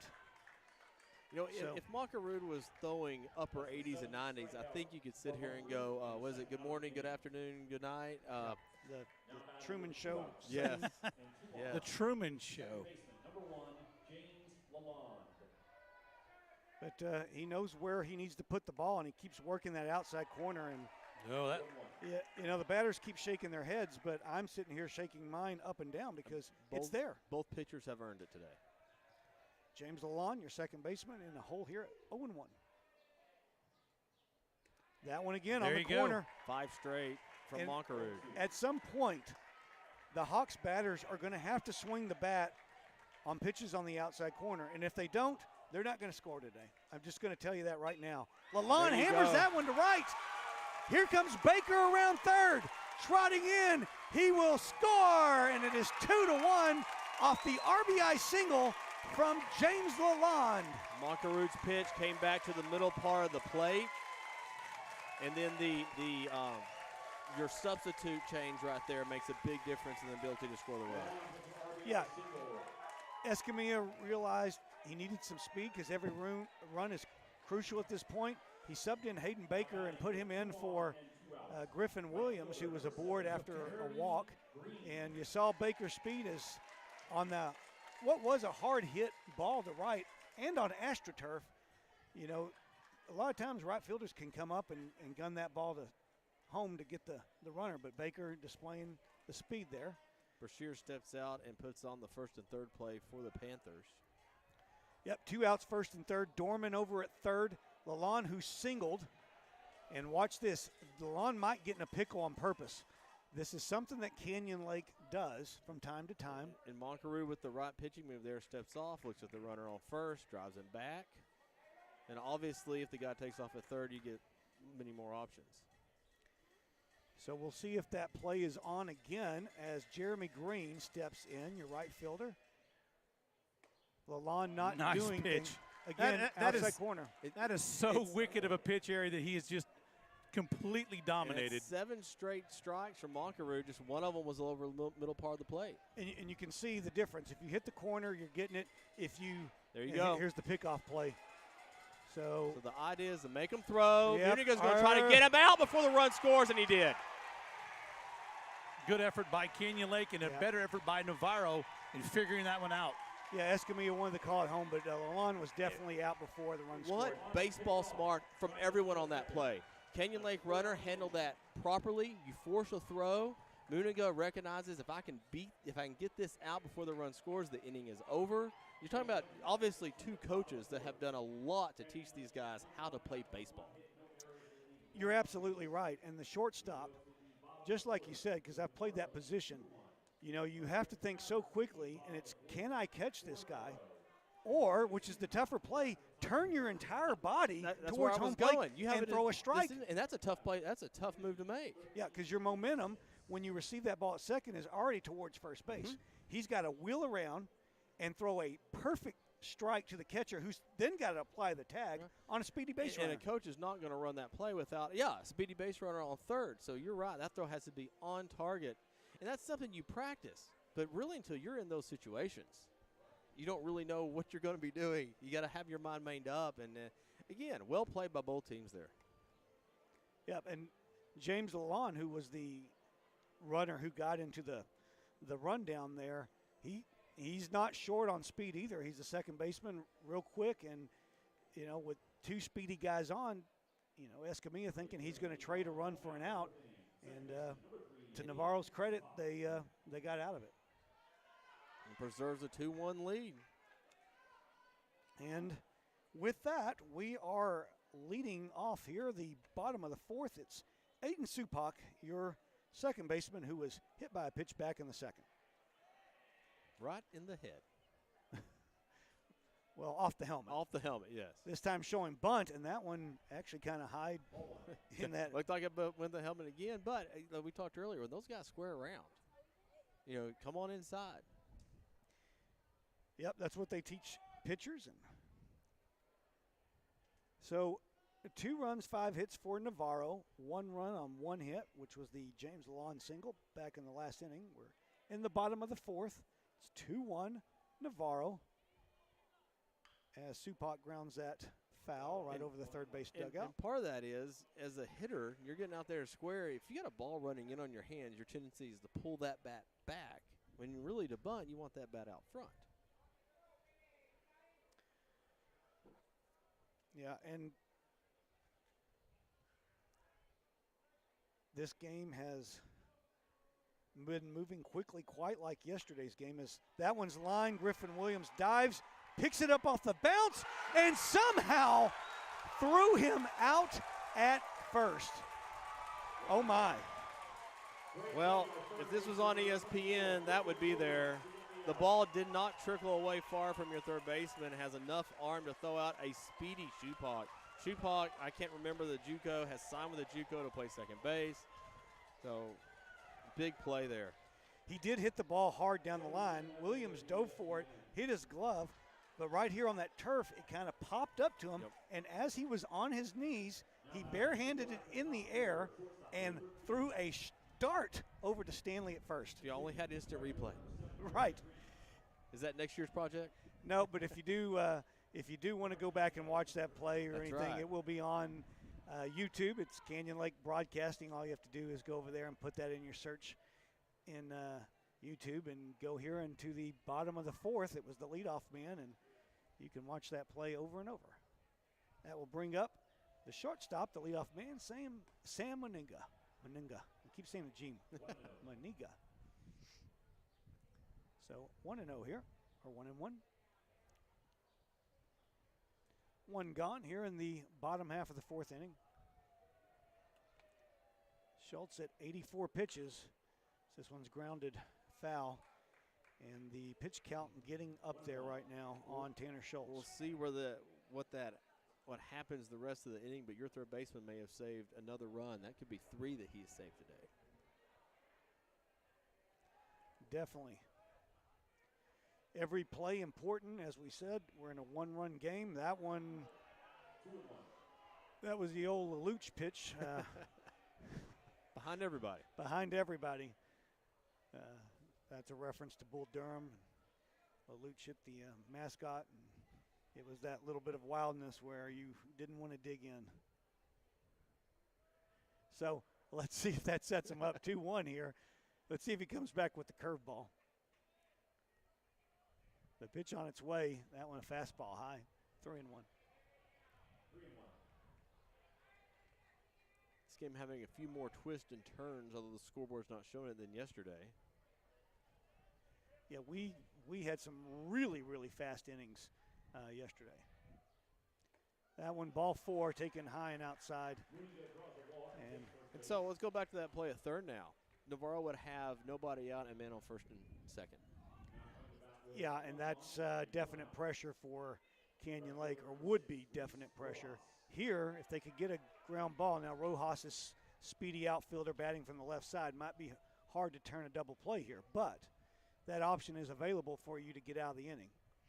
Well, and you want to stay out of the double play here, too, if you're the Panthers, so I would expect Muniga to try to take it second here at some point. I would think he might be bunting here as Williams comes in a little bit. In that 2-hole, I think we saw Rojas bunt yesterday. And he has done that through the year, but this can't be a sacrifice with one out. He would have to push it somewhere and try to beat it out. It would be. Just thinking that with runs at such a premium right now, as he's on the move, and that one's belted high to right. Jeremy Green moving back, but he's under it there, got it firing to first as Muniga was on the move. He had a good jump, too. He would have had second taken. You know, you can't blame Rojas there. He gets a fastball to hit, has to drive it. Yeah. I thought he might be bunting there just out of that left side. If you could lay one down perfect down the third base line. And on that note, he's number 2. What do you have on deck? Number 3. Yeah. And maybe you take a chance. Hey, maybe he can beat out the bunt, but maybe he gets out at first. But get the guy in scoring position for our number 3 hitter. So that is the number 3 hitter. Tristan Brashear's snap throw to first. And Chase Anderson, the catcher, thought he had just got Muniga just leaning a little bit and snapped through it to first. Stanley put the tag there. It was close. Very close. Knowing Sam at first, though, he'll probably still take the same kind of lead. Understands the importance of his run here. He's on the move. That one belted to left. A base hit. Hunter Anderson up with it. All right, let's go back to the play of third. And look at the situation is totally different here because of that. Yeah, that one was sharply hit. Now, I don't know if he would have been able to score on a ball hit that hard. But you would have bases loaded, 1 out. Right, and now you're first and second with 2 outs. And you just got to get Wozniak I was about to announce Wozniak, and the PA guy Wozniak. kind of got me. Look, we got confused there. phonetic spellings yesterday on everybody, okay? Got them from Cavazos over there in the dugout for game 1. And you really need to hear that big hit from Navarro. Good stop by the catcher, Chase Anderson, as that one got inside. Well, I'm telling you, Anderson saved a base stolen there. Case Monroe is the courtesy runner over at first for the catcher, Tristan Brashears, with Wozniak standing in at 1-0. Tanner Schultz pitches on its way, popped up, third base side. Williams coming in, moves over a step or two. He's there, he's got it, and the inning is over. So for the Panthers, no runs, 1 hit. They leave 2 guys on. We're through here, through 4 innings here in San Antonio at Northeast Sports Park. It is Navarro 2, Canyon Lake 1. Well, Canyon Lake Broadcasting, voice of the Hawks, as we said. Welcome Navarro's faithful here toward the game. Nice population. We got stuff blowing all over the place, but I can assure you it wasn't like the game y'all had as well, with the wind blowing and the cold. But got a little wind pickup here. No, we're just glad to be here. Got a lot of faces here from Comal ISD. We hadn't seen tomorrow. We had a day off, teacher and work service, and most schools got out of here pretty quick. Good crowd. Good crowd. I don't know if y'all know what capacity is here, but I would imagine we're about 50, 60%. Yeah, I would think so at least. Yeah, at least.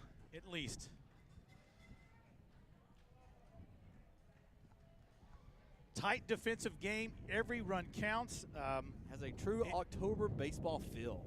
It does. It does. We do have much nicer weather here. It's beautiful. Yeah. It's not 40 in New York, right? But it does have that Major League Baseball playoff feel, which they, start their run in the playoffs generally in October every year. With some exceptions, last year we had the pandemic and things were moved around. But yeah, we're just lucky to be here sometimes. When people say October baseball, you think of, well, I think of cold weather because it always seems like the Red Sox and the Yankees are playing. Unfortunately, yes. Now, you are talking to a scorn Ranger fan that still 9 years ago should have won a World Series, but that's okay. Well, I'm in the same boat with you, and there's a shot at the stand. I heard that. We moved to a pan shot of the stands a little bit on the Navarro side. Ladies and gentlemen, leading off the inning for Canyon Lake, right fielder number 7, Jeremy Green. So Green will stand in. He was the person batting when they got in the rundown, and he is starting off this inning here in the top of the 5th. Monkerud with a get over for a strike curveball that might have been a little high in the zone, but we'll take the 0-1 count. Got Monkerud at 83 pitches as this one is fouled back to the screen. Make that unofficially, I think that's 86. I'm maybe a pitch or 2 behind. And other than just losing the strike zone for maybe a hitter or 2, doesn't look very tired. No, he's been excellent today as he tries the outside corner there, trying to get Green to go after it. He did check his swing, and they appealed it, and the first base umpire said no, he didn't go around. But like Tyler Pauly did yesterday, Monkerud has been extremely solid here today. That curveball is grounded foul on the left side. Well, and each pitcher's done it this series. They've given their team a chance to win. And that's really all you can ask from a starter. Now, as you get in the playoffs, sometimes you need a little more dominance. Right, and Tanner Schultz has strike 3 on the outside corner, and Canyon Lake just refuses to swing at those pitches, and that is the 8th punch out for Monkerud. And I don't know if all 8 have been on the outside corner, but they seem like they've been. Well, I know we keep saying it, but each pitcher has earned that pitch. They've told the umpire, I'm going to hit this spot, and he rewards them for it. Which I happen to agree with. Here's Tyler Pauly standing in. But you're not getting the same spot to the lefty. Right. On the left-hander, that's an inside pitch. And you don't get the other side. You only get the left side. That's right. That pitch was on the exact same corner, which is the right side of the plate, to a right-handed batter, that's the outside corner. To a left-handed batter, that's the inside corner. He's given it to the right-handed batters, but not the left-handed. And a lot of that is positioning. It's like having an Oreo cookie. You only get one side or the other. You know, you take That's it. tough to do with an Oreo cookie. It is, though. Yeah. It's hard to get. Polly rips this one, hooking foul. That could have been very dangerous and could have been extra bases for the speedy Tyler Polly. If that one lands fair, it's already hooking to the corner and out of the left box. That's a long throw all the way from right field to third base. Decent arm out there, but still all the way in the corner. The 2-2 not called, asking the appeal to third, and they say he went around, strike 3. Polly upset with the call, but you know, and that's tough. I mean, as a pitcher and you as a hitter, it's a judgment call. There's not actually anything in the rule book that says this is what a swing is, and it's strictly a judgment call to the umpire. you're absolutely correct, and it's more, did the bat go through the zone or not? And that one, well, I'm not going to speculate, as Anderson pops this one up to the pitcher, first baseman, and miscommunication there. Wozniak thought he called it. Moncaroo thought he called it. And what should have been the third out of the inning is just a foul ball. Well, and hopefully it doesn't lead to anything. I know it would depend who the pitcher was. I'd like to hear how y'all did it in your college. Unless it was a pitcher that played the field, pitchers did not catch pop-ups. That was always true, as this one is lined the opposite way in foul territory. We had a shortstop pitcher that, okay, he can catch a pop-up. But some of these other guys are pure pitchers? Yeah. No. And so that's the case in point. When you play in college, you have a lot of POs, pitchers only. Anderson rips this one past, into right field, not past Rojas, as he cut that off. Rojas saves 2 bags right there. Yeah. And actually, if we're scoring as a sports information director, someone was there at Southwestern too, and probably in the major leagues, he gets credit for the hit, but there's technically an error in this cycle here, if you will, and it would not be an earned run if this guy scores. Correct. And we'll see if that comes back to bite him. But as Chase Anderson steps in, and that's strike 1. But we were talking about that when in college you have guys that are just pitchers only a lot of times, and they don't want them fielding. But in the high school level, sometimes your pitcher is your best athlete. In most of your, like Pauly, for example, for y'all. Anderson on the move, the throw down, and they got him. And that will end the inning. Canyon Lake, no runs, 1 hit, nobody stranded. We're going to the bottom of the 5th. It is 2-1, Navarro. Well, I get it, and there's a debate going on in Major League Baseball right now about how many strikeouts there are. I mean, we've had how many no-hitters through a quarter of a lead of a Major League Baseball season. And we've had a record, well, not the record number, but 3 teams have been no-hit twice this year. And I'm a Ranger fan. That's twice on us. But anyway, how do you not like games like this? I know there's not a lot of scoring going on here, but this is a fun baseball game no matter how you cut it. It is, because it's gamesmanship right now, because it is, do I bunt the guy over? Do I steal here? What do we do? Because 1 run it's like gold right now, frankly. It is.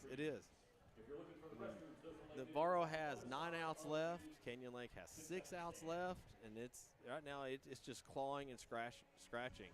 Canyon Lake understands that you don't want to go to a game 3. And Navarro understands if you don't get 6 more outs, you're going home. Exactly.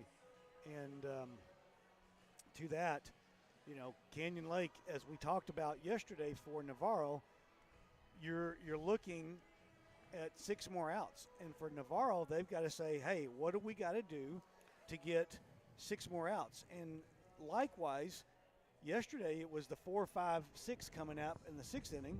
For Canyon Lake, it will be 3, 4, and 5.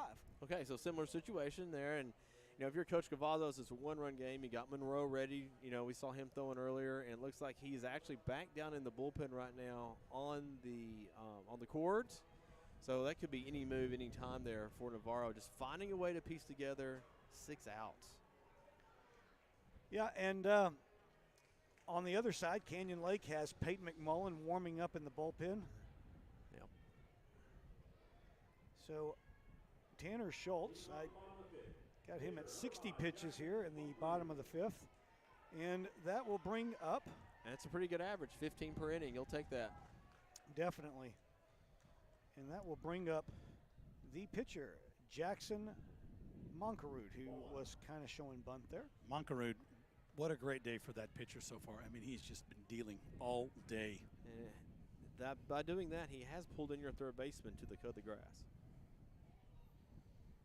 That one hit over to left past the diving glove And of Williams. potentially makes a difference there in whether or not that ball gets through. Yep. Just now. This game is so razor thin. This is great baseball. So And now you got a leadoff man on, nobody out.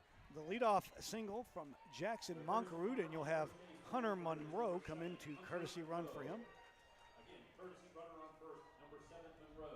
A speedy guy at the plate now for Navarro. He bunted earlier. He had the squeeze. I wouldn't be surprised if you see another bunt right here.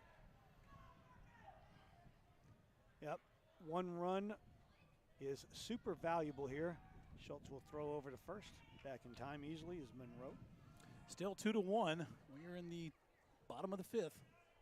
So it must be someone else throwing in the bullpen right now because Monroe is on base. Outside corner, 0-1. Man, they're wearing the black paint off that plate down there on the outside. You have to corner. repaint it for the 7 o'clock game tonight.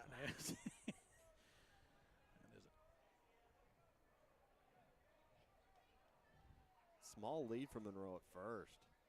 Yep. Outside to Marco Mancada, the DH. He grounded out to short in the first, and he beat out a bunt single in the third. Longer series of signals from Coach Cavazos at third. Monroe, small lead, not moving. Bunt here from Mancada. He went. Strike, snap throw to first, back easily is Monroe. And good move from your catcher there. Sometimes you'll get the guy with the bunt on first trying to lean towards second in case that bunt gets down. There's a little more distance there. Marco's just going to have to find a way to put the ball in play now. Yep, 1-2, nobody out here in the bottom of the 5th. 2-1 Navarro. Both teams have had lots of chances today, but both pitchers have done a good job getting out of it. That curveball in there, strike 3, and that was a big out. Is it Tanner? Tanner Schultz. Tanner kind of said, here you go, do something with it. Yep. And he said, here's my pitch, see what you can do. And Schultz got the better end of that battle, and that will bring up your third baseman, Will Boswell. Snap throw to first. Boswell with a little bit of pop. If he can split a gap here, could potentially score Monroe. Yeah, the wind has been blowing in just a bit from left field, but definitely if he could get a hold of one here, could get a speedy Monroe moving. A gapper could certainly score someone from first. And in a game where every inch counts, Monroe sometimes will have a big lead, sometimes won't. Could make the difference between whether or not he can get a step around second or third and make that score if he gets the opportunity. So no balls and a strike here to Will Boswell. Monroe, small lead at first, but he's going. High throw. Anderson got him by a mile. Oh, yeah, Monroe had a small lead, didn't get the best jump, and the pitch was a high fastball, which is essentially almost like a pitch out, and no chance for Monroe there. So Boswell will have to get on and create another opportunity. So Anderson shows you his quickness and the arm strength, and 2 outs here in the bottom of the 5th. Curveball up and over now. Runs the count to 1-2. Well, guys, I think y'all are doing a bang-up job over there. It's working a little short today, and I'm glad you're here, Carl. Glad to be here. It's great baseball. The 1-2 on its way. Tried that outside corner and just a little too far wide. Hoping and praying for a game 3. I know you are. Yes, I am. Well, this is a first. I'm telling you. We had the principals a while ago. And you being here. Curveball swung on and missed, and back-to-back strikeouts to end the inning. So after the throw out and the 2 strikeouts, Navarro comes away with nothing. They don't leave anybody stranded. We're going to the top of the 6th. Navarro 2, Canyon Lake 1. But no, really, you being here today, you both played baseball. We seldom have a principal that's come up and played baseball. You've done some broadcasting. It fit today. We're trying to be – we are the neutral thing. We're serving both sides, and it just worked out. Amen to that. Sometimes it just happens. And it's a good product for both sides, and I hope Navarro's tuned in and enjoying what we do. And well, I know at least one was listening yesterday on the Navarro side. Ms. Epp, if you're there, thank you. Can't wait to get my hands on that recipe cookbook here in July. We appreciate that. I know a lot of them are working on that cookbook right now. See if I can find that here just a second. I'm not as good as Darren. What that is, that's for project graduation next year. They're going to do some fundraising with selling a cookbook. So if you're interested, Canna Shive. If you go to the Navarro website, Canna Shive is one of our special education, I believe, dyslexia people. You can find her that way. And how do you spell that last name? S-C-H-I-E-B. Okay. The first name is C-A-N-N-A. Or you could email me, Clay Scarborough, principal of Navarro High School. I'll send it to the right people. We would really appreciate y'all's help with that. Y'all, and if you don't know, Project Graduation is what a great way for kids to kind of spend one more night together on the night of graduation in a safe way, and walk away with some money and some stuff to use in college. And you can always call the school, if you need information. Absolutely, please. We'll get in the right spot. Yeah. So Moncaroot's back out for the top of the 6th. Yep, Moncaroot still dealing, and the first pitch is looped into center off the bat of Chase Anderson, and Canyon Lake with their leadoff man aboard. And although it's a different situation, had Hunter Anderson stole that base in second, we could be tied up right now. Very easily. So I would imagine we're going to see basic baseball here and get that runner to scoring position. So Navarro's defense here is going to need to get it out somewhere or another. We'll see. It's the cleanup man, Mclean, and he is bunting, and that one bunted foul back to the screen. So if you're going just on stereotypes, this looks more like a 3-hole hitter or someone else for you guys. It looks like he's not David Ortiz up there trying to bunt. No, he's got a big bat. He's hit some home runs this year. Certainly been an RBI machine for us. So not that he can't lay down bunts, but generally he's asked to drive in runs. Sure. So a little bit of a different situation here for Mclean, the center fielder, but we'll see how important that bunt is here. He's got a strike on him already. Boswell comes in. And he pulled it back. It wow. It worked. And we talked about it. I told you he has a good stick, and everybody on the field and in the stadium and in this booth thought he was bunting. Well, and it's a good time to do it. Also a good time for the slash. We talked a lot about the baseball IQ we're seeing on the field today. Boswell has to come in and have to make that play if he does put it down. Now you're going to have to work out something here for Navarro, double play ball, find a way to get an out. 2 outs, 2 on. I'm sorry, no outs, 2 on. Griffin Williams is your batter. Curveball, outside corner. Didn't get the call this time. He's looking for the big boy to go to that outside corner, and the pitch that's been so effective for him today. He can, and your hitter can probably wait for a strike in this situation too. Yep, he has a big bat, and he gets another curveball, and he's just got to be patient here. Now it's 2-0. Yeah, and Moncaroot is in a little bit of trouble here. Let's see if he can work himself out of it, but 2-0 with 2 on and nobody out. He's got to come into Williams. The 2-0. And that one is belted to right, but Rojas is there. Tagging up at second is Chase Anderson, and he will move over to third. Off the bat, that looked like that was going to get a little deeper, but Rojas playing deep and got back there. You mentioned the wind coming in, too. Held it up a little bit for Rojas. Now you got first and third one out. Who knows what we'll see here? Move that runner over to second. Do we get in a pickle again? Lots of opportunities here if you're Canyon Lake. Navarro needs to be defensively thinking, what am I doing in every situation here? Well, it doesn't look like the wind's coming that in from the outfield that much, but yesterday it was, and today there's more than it seems to be here. Yep. We've had a lot of balls get hung up in the air on both sides over the last game and 3/4 where we're at, I guess.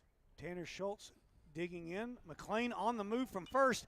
Schultz belts this one to right. Rojas under it, makes the catch, the tag, but they may get him at first. And they did the run score before the out. Yes. He did not. He was across. He did not. It looks like the out occurred at first before the run scored. I think the umpire waved it off. I think they're going to talk about this one. Well, I don't have rewind, but I wish I did. That would settle everything. Oh man, we're a little bit on a delay. I'm looking at that. That was almost instantaneously at the same time. This would be one I'm sure that New York would call down to MLB and say, take a look, make sure you got the right call here, guys. I agree with you. There's no telling really from where we are to know which bang play happened first. Yeah, it was really, really tight. And they are still discussing this. They want to get the call right, and they're all agreeing on what they saw. The runner is They just safe. pointed to home, as the run counting. And you're getting an argument here. I tell you what, it was really, really close. It was snap. And I'm not trying to play favorites on one side, but we were a little bit of delay. I watched the video replay, and as he was sliding home, it looked like the ball had hit the glove of the first baseman, Wozniak. And you still have to make a tag. You still have to make a tag, and I'm looking on my phone. I can't tell you for sure if he hit the plate with the foot or but the umpiring crew got together and asked each other, what did you see? And there's 4 umpires out there. What did you see? What did you see? What did you see? Right. And it's really not the proper call of the home plate umpire because he's trying to see if there's a play at the plate. He's watching home, and it's really not the call for the first base umpire. He's watching the tag. So I think Cavados may have a serious and a legitimate question of how can the other 2 umpires be able to see that timing from where they are? Right, and so the home plate umpire is the one that made the call. But like you said, he's watching home. First base is umpire. And they are clarifying that. The run does count. And the first base umpire, he's looking there. So you're exactly right. The guy at third and second, they're both watching the play. They're at least 90 feet away, too, not on top of it. I will tell you this. This will go on forever. Amen. Because I can tell you, in 1979, Mike Renfro caught that pass in Pittsburgh, and it was a touchdown. So did Dez, by the way. So did Dez. That's right. You can go back and watch it. We have this game on YouTube. It'll be loaded up as well tonight. And, check it out for yourself here in that was the top half of the 6th. Kind of fitting, though, for how this game is going. Man. Right. And what a game. The call one way or the other, obviously we're rooting for Canyon Lake. You're the principal of Navarro. We got sides. We'll love some baseball tomorrow, yes. But at the end of the day, I am happy that both the home plate umpire and the first base umpire checked in with the other 2 umpires and said, hey, what did you see? Let's get the call right. That's exactly right, and that's what you should do. And whether it was right or wrong, and the debate can go on and on, at the end of the day, you had 4 guys converse and say, hey, we all believe that he was safe. That's right. And that's the call they went with. That's right. So. And Navarro still has 6 outs to work with. Canyon Lake has 3. Yep. And that ball belted deep to right, Green back, and he makes the play. And that was off the bat of Jacob Frederick, and he hammered that one. And once again, the wind appears to be holding that ball up because I thought that one was headed I for did the wall. too. I really did. And your right fielder first took a good linebacker step, if you will, back into coverage and was able to just plant himself because the ball's holding up in the air. I like the fact that we had a shortstop from Navarro played linebacker. Yes, he did. Shortstop. Pretty good. I won't forget. Also ran the football pretty well, too. I'm sure. He's a Swiss Army knife. That will bring That's up your second baseman, Aiden Supak, who was hit by a pitch back in the second and grounded out to third on the beautiful play by Griffin Williams. So 1 gone here in the bottom of the 6th. Supak, first pitch swinging past the diving glove of Tyler Polly and into center field for a single. And Navarro has the man aboard. After seeing Tyler Pauly now for almost 2 games, I almost think he's got a, go gadget arm and could pull that down or something. Had he have made that play, Man. it would have just been another wow moment. Schultz with some speed here, 1 out, and you're talking about scratching for runs. You got Scratching Muniga for runs, on man. first base, diving, crawling. And the drama is just unfolding before our very eyes. Would this be an ESPN Instant Classic? It might be quick throw at first, and back is Supak, just under the tag. But we're a 2-2 ball game. Schultz is at 74 pitches. Monkerud, who's thrown a great game on the other side as well, for Navarro, 106. We'll be curious to see who they bring out in the 7th. And with all that going on, we're tied, and they're trying to get the go-ahead run here as the curveball's up and over for strike. May depend on what your score is too. If you were able to scratch and call and get a run or 2 here, you might go back out with them in the top of the inning. Yeah. So lots of drama. 0-1, 1 out. Supak at first after the single to center field. Schultz will throw back over there. Schupak's getting a good lead at first base. He is, and he's your wheels man, is he not? He is. I mean, if he could get to second and then somewhere or another get a single, you're going to take a lead again.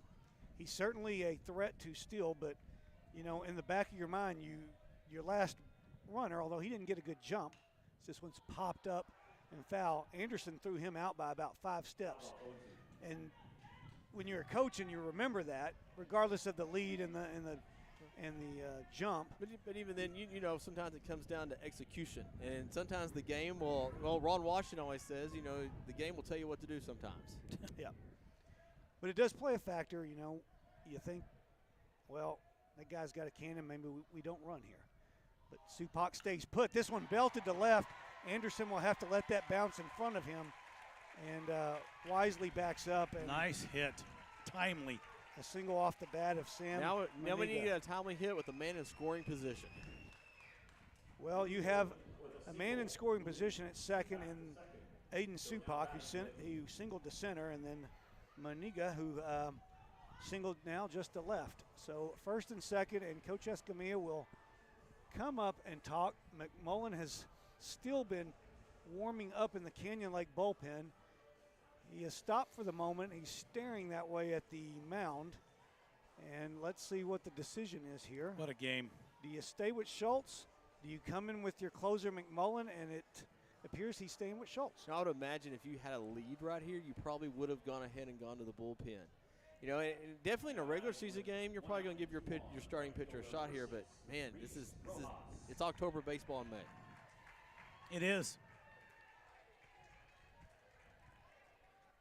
So your right fielder, Reese Rojas, will stand in, and he made a couple of nice catches back in the last inning.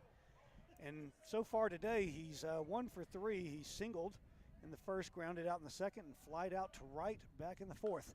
First ball swinging, pops this one foul on the third base side. It will get out of play. And 0-1.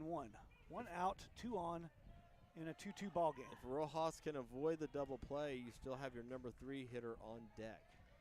And that would be in the hands of Tristan Brashears, who's 2 for 2 today. And also has a walk. And obviously a dangerous hitter. Dangerous hitter at the plate. And Rojas as well takes that one outside for ball 1. It's 1-1. So I think everybody can feel the tension here right now. Fans, us here in the booth. Yeah, it's called perspiration.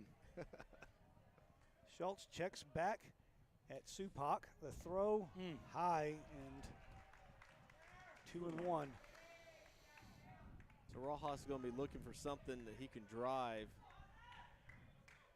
If he can feel like he can give up one more pitch, he might if he doesn't like it. The 2-1 is on its way. High, 3-1. So you as a hitter, are you going to wait here if you don't get your pitch? In this situation, I would be looking for a fastball in the zone that I like. Everything else I'm laying off. Okay. Let's see what Rojas does here. 3-1, belted deep into left center. That's going to be against the wall, to the track, Supak gonna around score. third. He will score. Muniga coming around. He will score. And the 2-run RBI double off the bat of Reese Rojas has put the Panthers ahead 4-2. And something that I actually talked to Coach Cavazos about last night, you finally got a timely hit at the top of your order with men on base. And that's something that didn't happen yesterday. And we talked about, did we get the pitch I like? Apparently Rojas got the one he liked. It was a fastball. It was, and he was right down the went middle. the opposite way, but He roped that one out to the warning track. and that will bring up the catcher Tristan Brashears. So that was one of those moments where do we stay with the starter or do we come with McMullen? Escamilla elected to go with Schultz, who's been throwing well. Boy, and it's a tough call, too, because you still have 5 outs to get in that situation.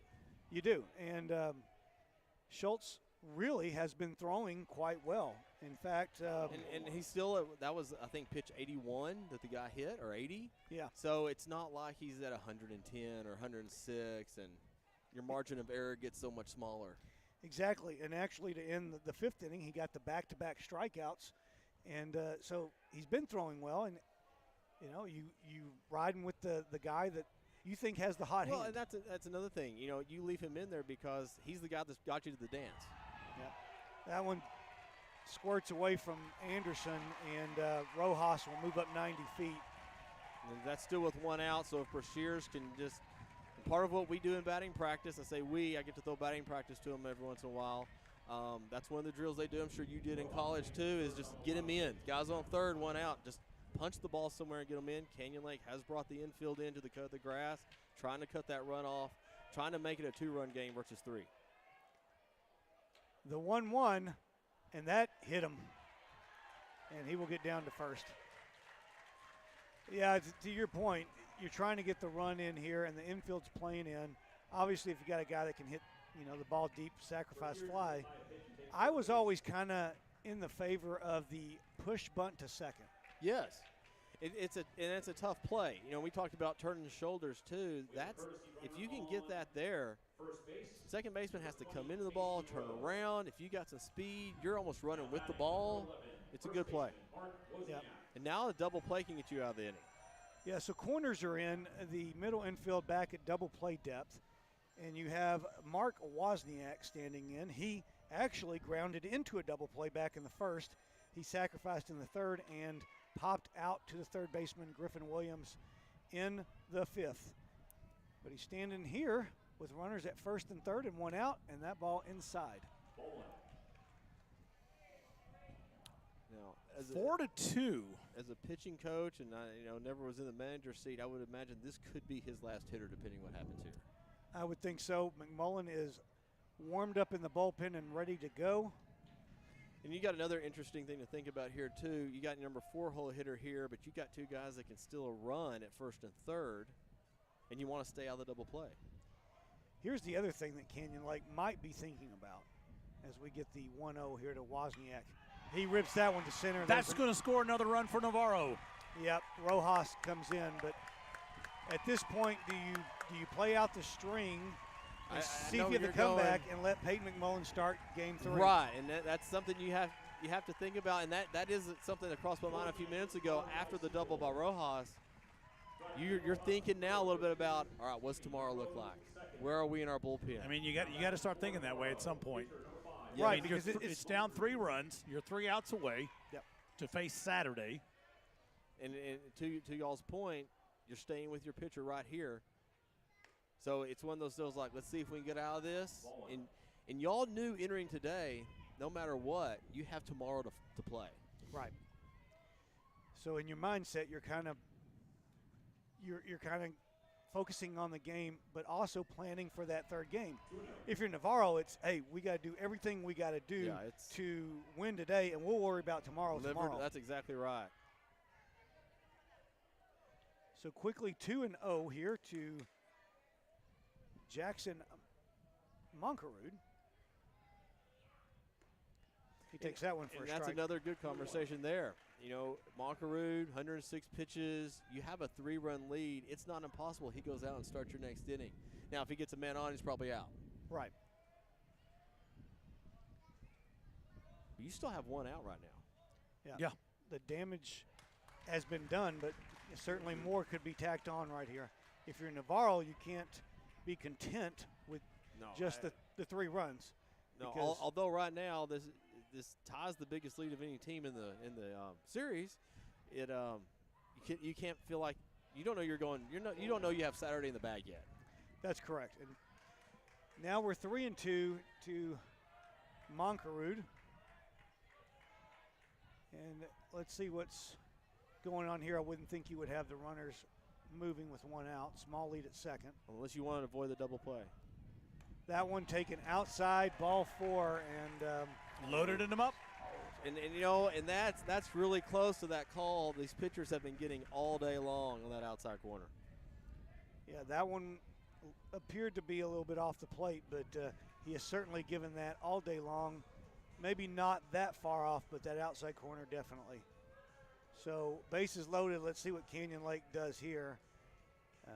Trailing 5-2 now. Bases loaded, 1 out, and we're going to get a pitching change, but it is not going to be Peyton McMullen. It is not. It is going to be your third baseman, Griffin Williams. So and I think Eskimi is thinking what I just said. Peyton McMullen is going to be the starter tomorrow. That's where I was going, that we are thinking a little bit ahead here to what are we facing now tomorrow. And there's a lot of ways actually Coach Cavazos could go for Navarro. We've seen Will Boswell do a spot start and pitch a shutout. Hunter Monroe would be available tomorrow. Yeah, so I'll be available tomorrow. Very good. I will be available tomorrow. I was really hoping for another game. Now, we have more chances of rain tomorrow. We do. That's the other ugly thing about tomorrow. But we do have a little bit of a ceiling overs now, barring any lightning, of course. It looks like we could pull it off maybe. And this is a very nice turf field, so all it has to do is not be lightning. That's correct. Because I'll put in a word with the man, okay? Please do.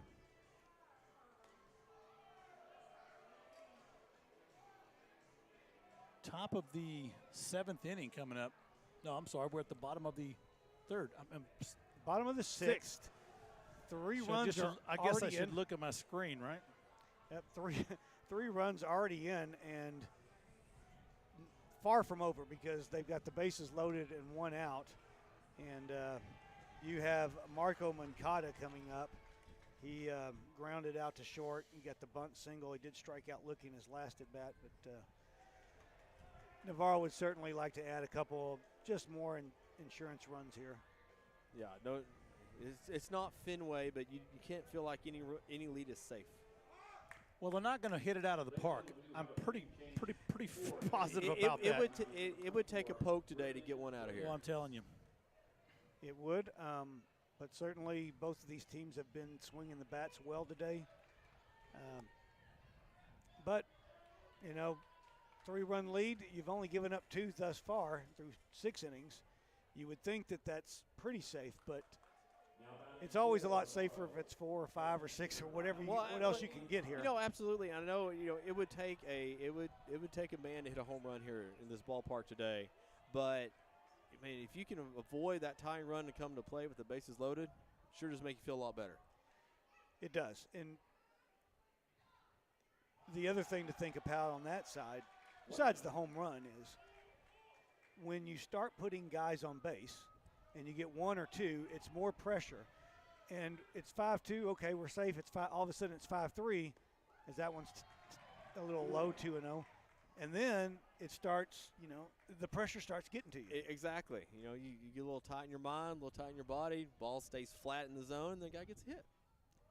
2-0 here to Mancada. That one outside, 3-0. Put the bat away.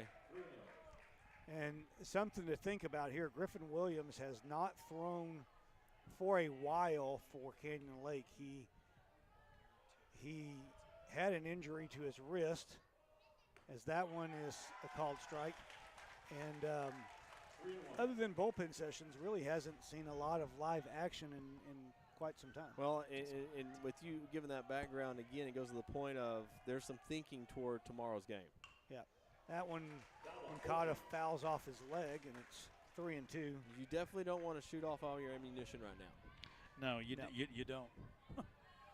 Yeah, he was never good at that. I used all my fireworks as soon as I got them. What a series this has become. So Griffin Williams will come set. The throw on its way, swung on and missed, and he got Mancata with the fastball. And 2 gone. And that will bring up the third baseman, Will Boswell. Looks like you got a hitter for Boswell. Oh, you're correct. Number 17, Blaine Percher. Am I saying that right? Percher. Yes, Blaine Percher. Sophomore. He takes English AP. I know because I stop in that class a little bit. Blaine's a big Astros fan. He comes through my door in the morning. So the left-hander will step in to face the right-handed pitching Williams. Fastball down low, 1-0. If you're a Canyon Lake fan, in the top of the 7th, you will have Ty Sellers, James Lalonde, and Jeremy Green due up for the Hawks. 5-2 here, bottom of the 6th, 2 outs, bases loaded. Williams throws that one low, 2-0. Percher gets a hard time from his buddies on the team because he very seldom ever hits a double, and it's mostly singles. But that would be okay right now if you're Navarro. You would definitely take a hit of any kind right now off the bat of Percher. The 2-0 right down the pipe, strike 1. Percher spent some time on the JV squad earlier in the year, gets some at-bats. Now he's hit it in a playoff game. And in a big spot. 2-1, swung on and missed. Took a big whack at that one.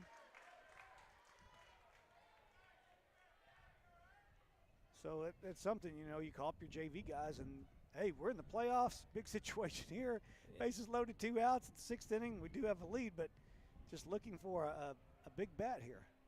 The 2-2, curveball swung on and missed. He got him, but not before Navarro gets 3 runs on 4 hits. They leave them loaded, but we're headed to the 7th. It is Navarro 5, Canyon Lake 2.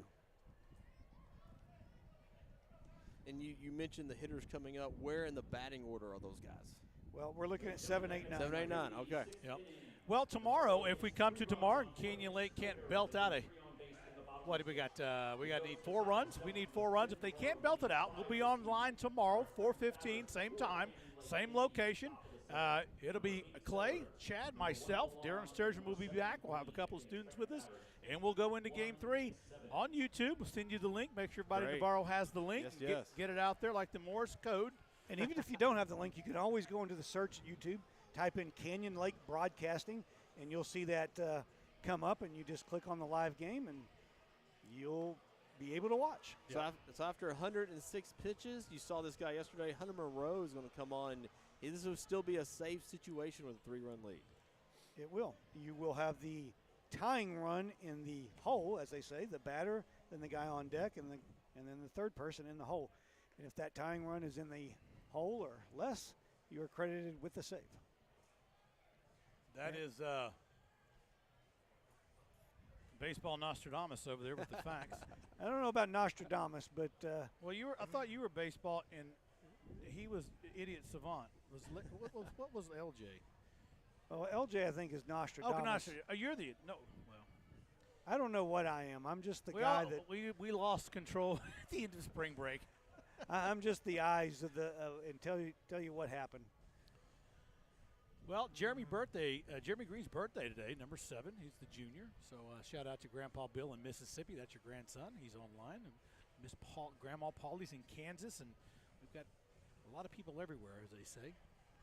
We are happy to put it on for you guys, as well as we had somebody's claimed to be in Antarctica yesterday, but I don't know about that. Nah, that was a joke. Yeah. Canary Islands, I did get though. Okay. So you could say this is a worldwide broadcast. Global. We're a global corporation.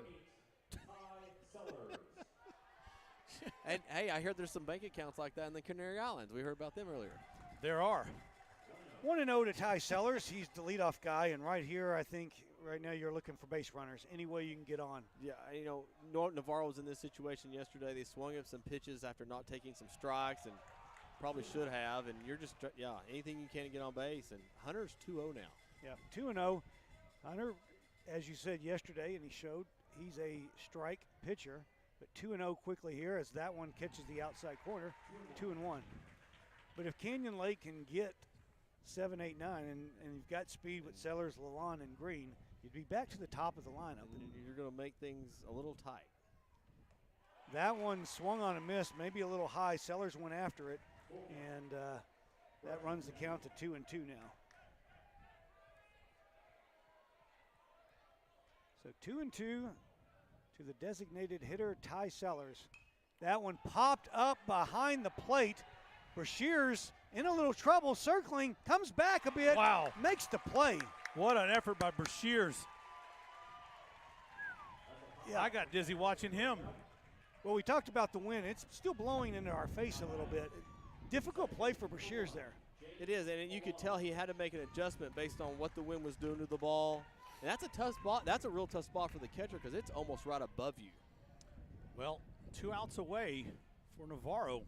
And James Lalonde digging in. He got the RBI single, the first run for Canyon Lake, as he hit the ball on a line to right. Here at 1-0. That one outside and a little bit high, 2-0. So a lot of anxious fans here. Good thing about tomorrow, if we play, this should be a packed house. Yes, it should. Hope everyone's.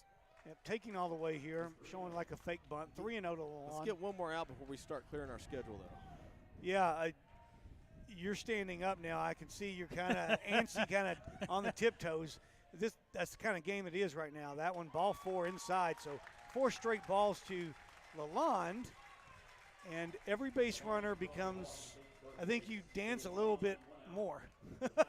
You do, and going to a little analytics here, the fact you got that first out is huge. It's hard to score 3 runs when you already have 1 out on the board. Very difficult. Right. A double play here would end the game, but Green looking to get on as he takes the first pitch strike. And really, if you're Hunter here, that first pitch strike here is just huge because they're waiting for that. Take the strike, and then go to work. We're going to close out the game with Austin Harmer here, getting our camera shots. The 0-1 to Green. That one bounces in, gets away from Brashears, throws down, but Lalonde there almost slid past the bag, but held on. So the double play, with the exception of a line out or something like that, has kind of been taken out of play here. And if you're Navarro defensively here, that run at second in essence really doesn't matter. Your job here is just get an out. Yeah, now with the double play eliminated, you don't even worry about that guy. You're just trying to get outs at this point. That one popped up behind our heads, and that will keep the count at 1-2 on Jeremy Green, the right fielder. Green struck out in the second, struck out in the 5th. Looking to do something here in the last inning, the 7th inning, as he's calling time, and he's granted it. So the tying run is in the on-deck circle, but Canyon Lake's got to get another man aboard to get to that point. I'd be expecting a curveball maybe here from Hunter. Lalonde leads away from second. They look him back. Curveball, and you got what you wanted. And the strikeout of Jeremy Green, and there are 2 outs. You do get back to the top of the lineup. You've got Tyler Pauly here, and then Hunter Anderson, Chase Anderson, and Matt Mclean, if you are wondering who's coming up for the Hawks. And you're right, this is a key hitter here because that top of the order is right around the corner. So here we go. 1 out away from a game 3 on Saturday. Which would be like a game 7 for us. That pitch is high, 1-0. So Canyon Lake still needs to get a man aboard to get the tying run to the plate. But standing in is the shortstop, Tyler Pauly. He popped out to third, walked, and struck out. That one high and outside, 2-0. Pauly taking some pitches here, knows he's got to get a board as he's inching in closer to the plate. A lot more Navarro fans standing And they up. walked him, and I'm not sure I agree with that. Now you bring up your leadoff hitter. That was our leadoff. That was our leadoff hitter. Well, that could be what it is. You know, you look at who you got up there.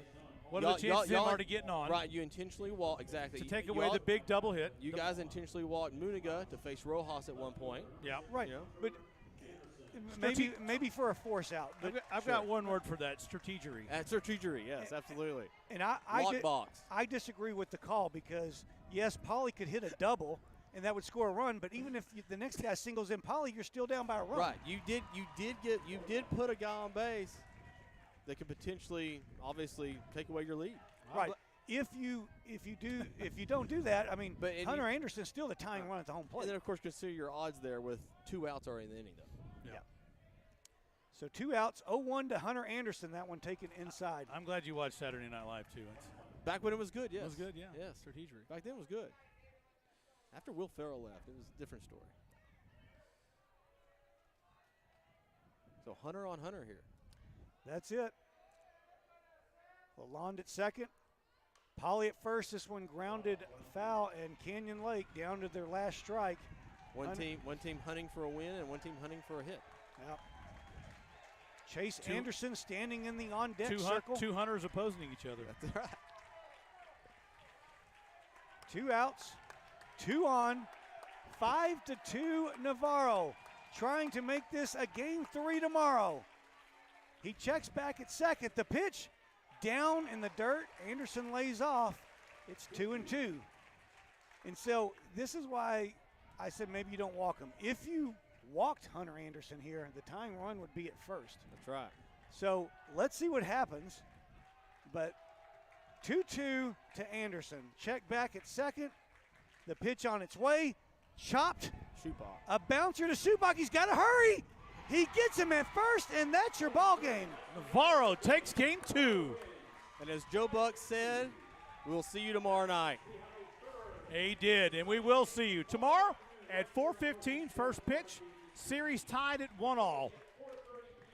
What a game between two opponents. One that didn't want to go home through the night, and Canyon Lake holding on as best they could through a great pitching effort. Really, it was a battle of attrition to get to Tanner today.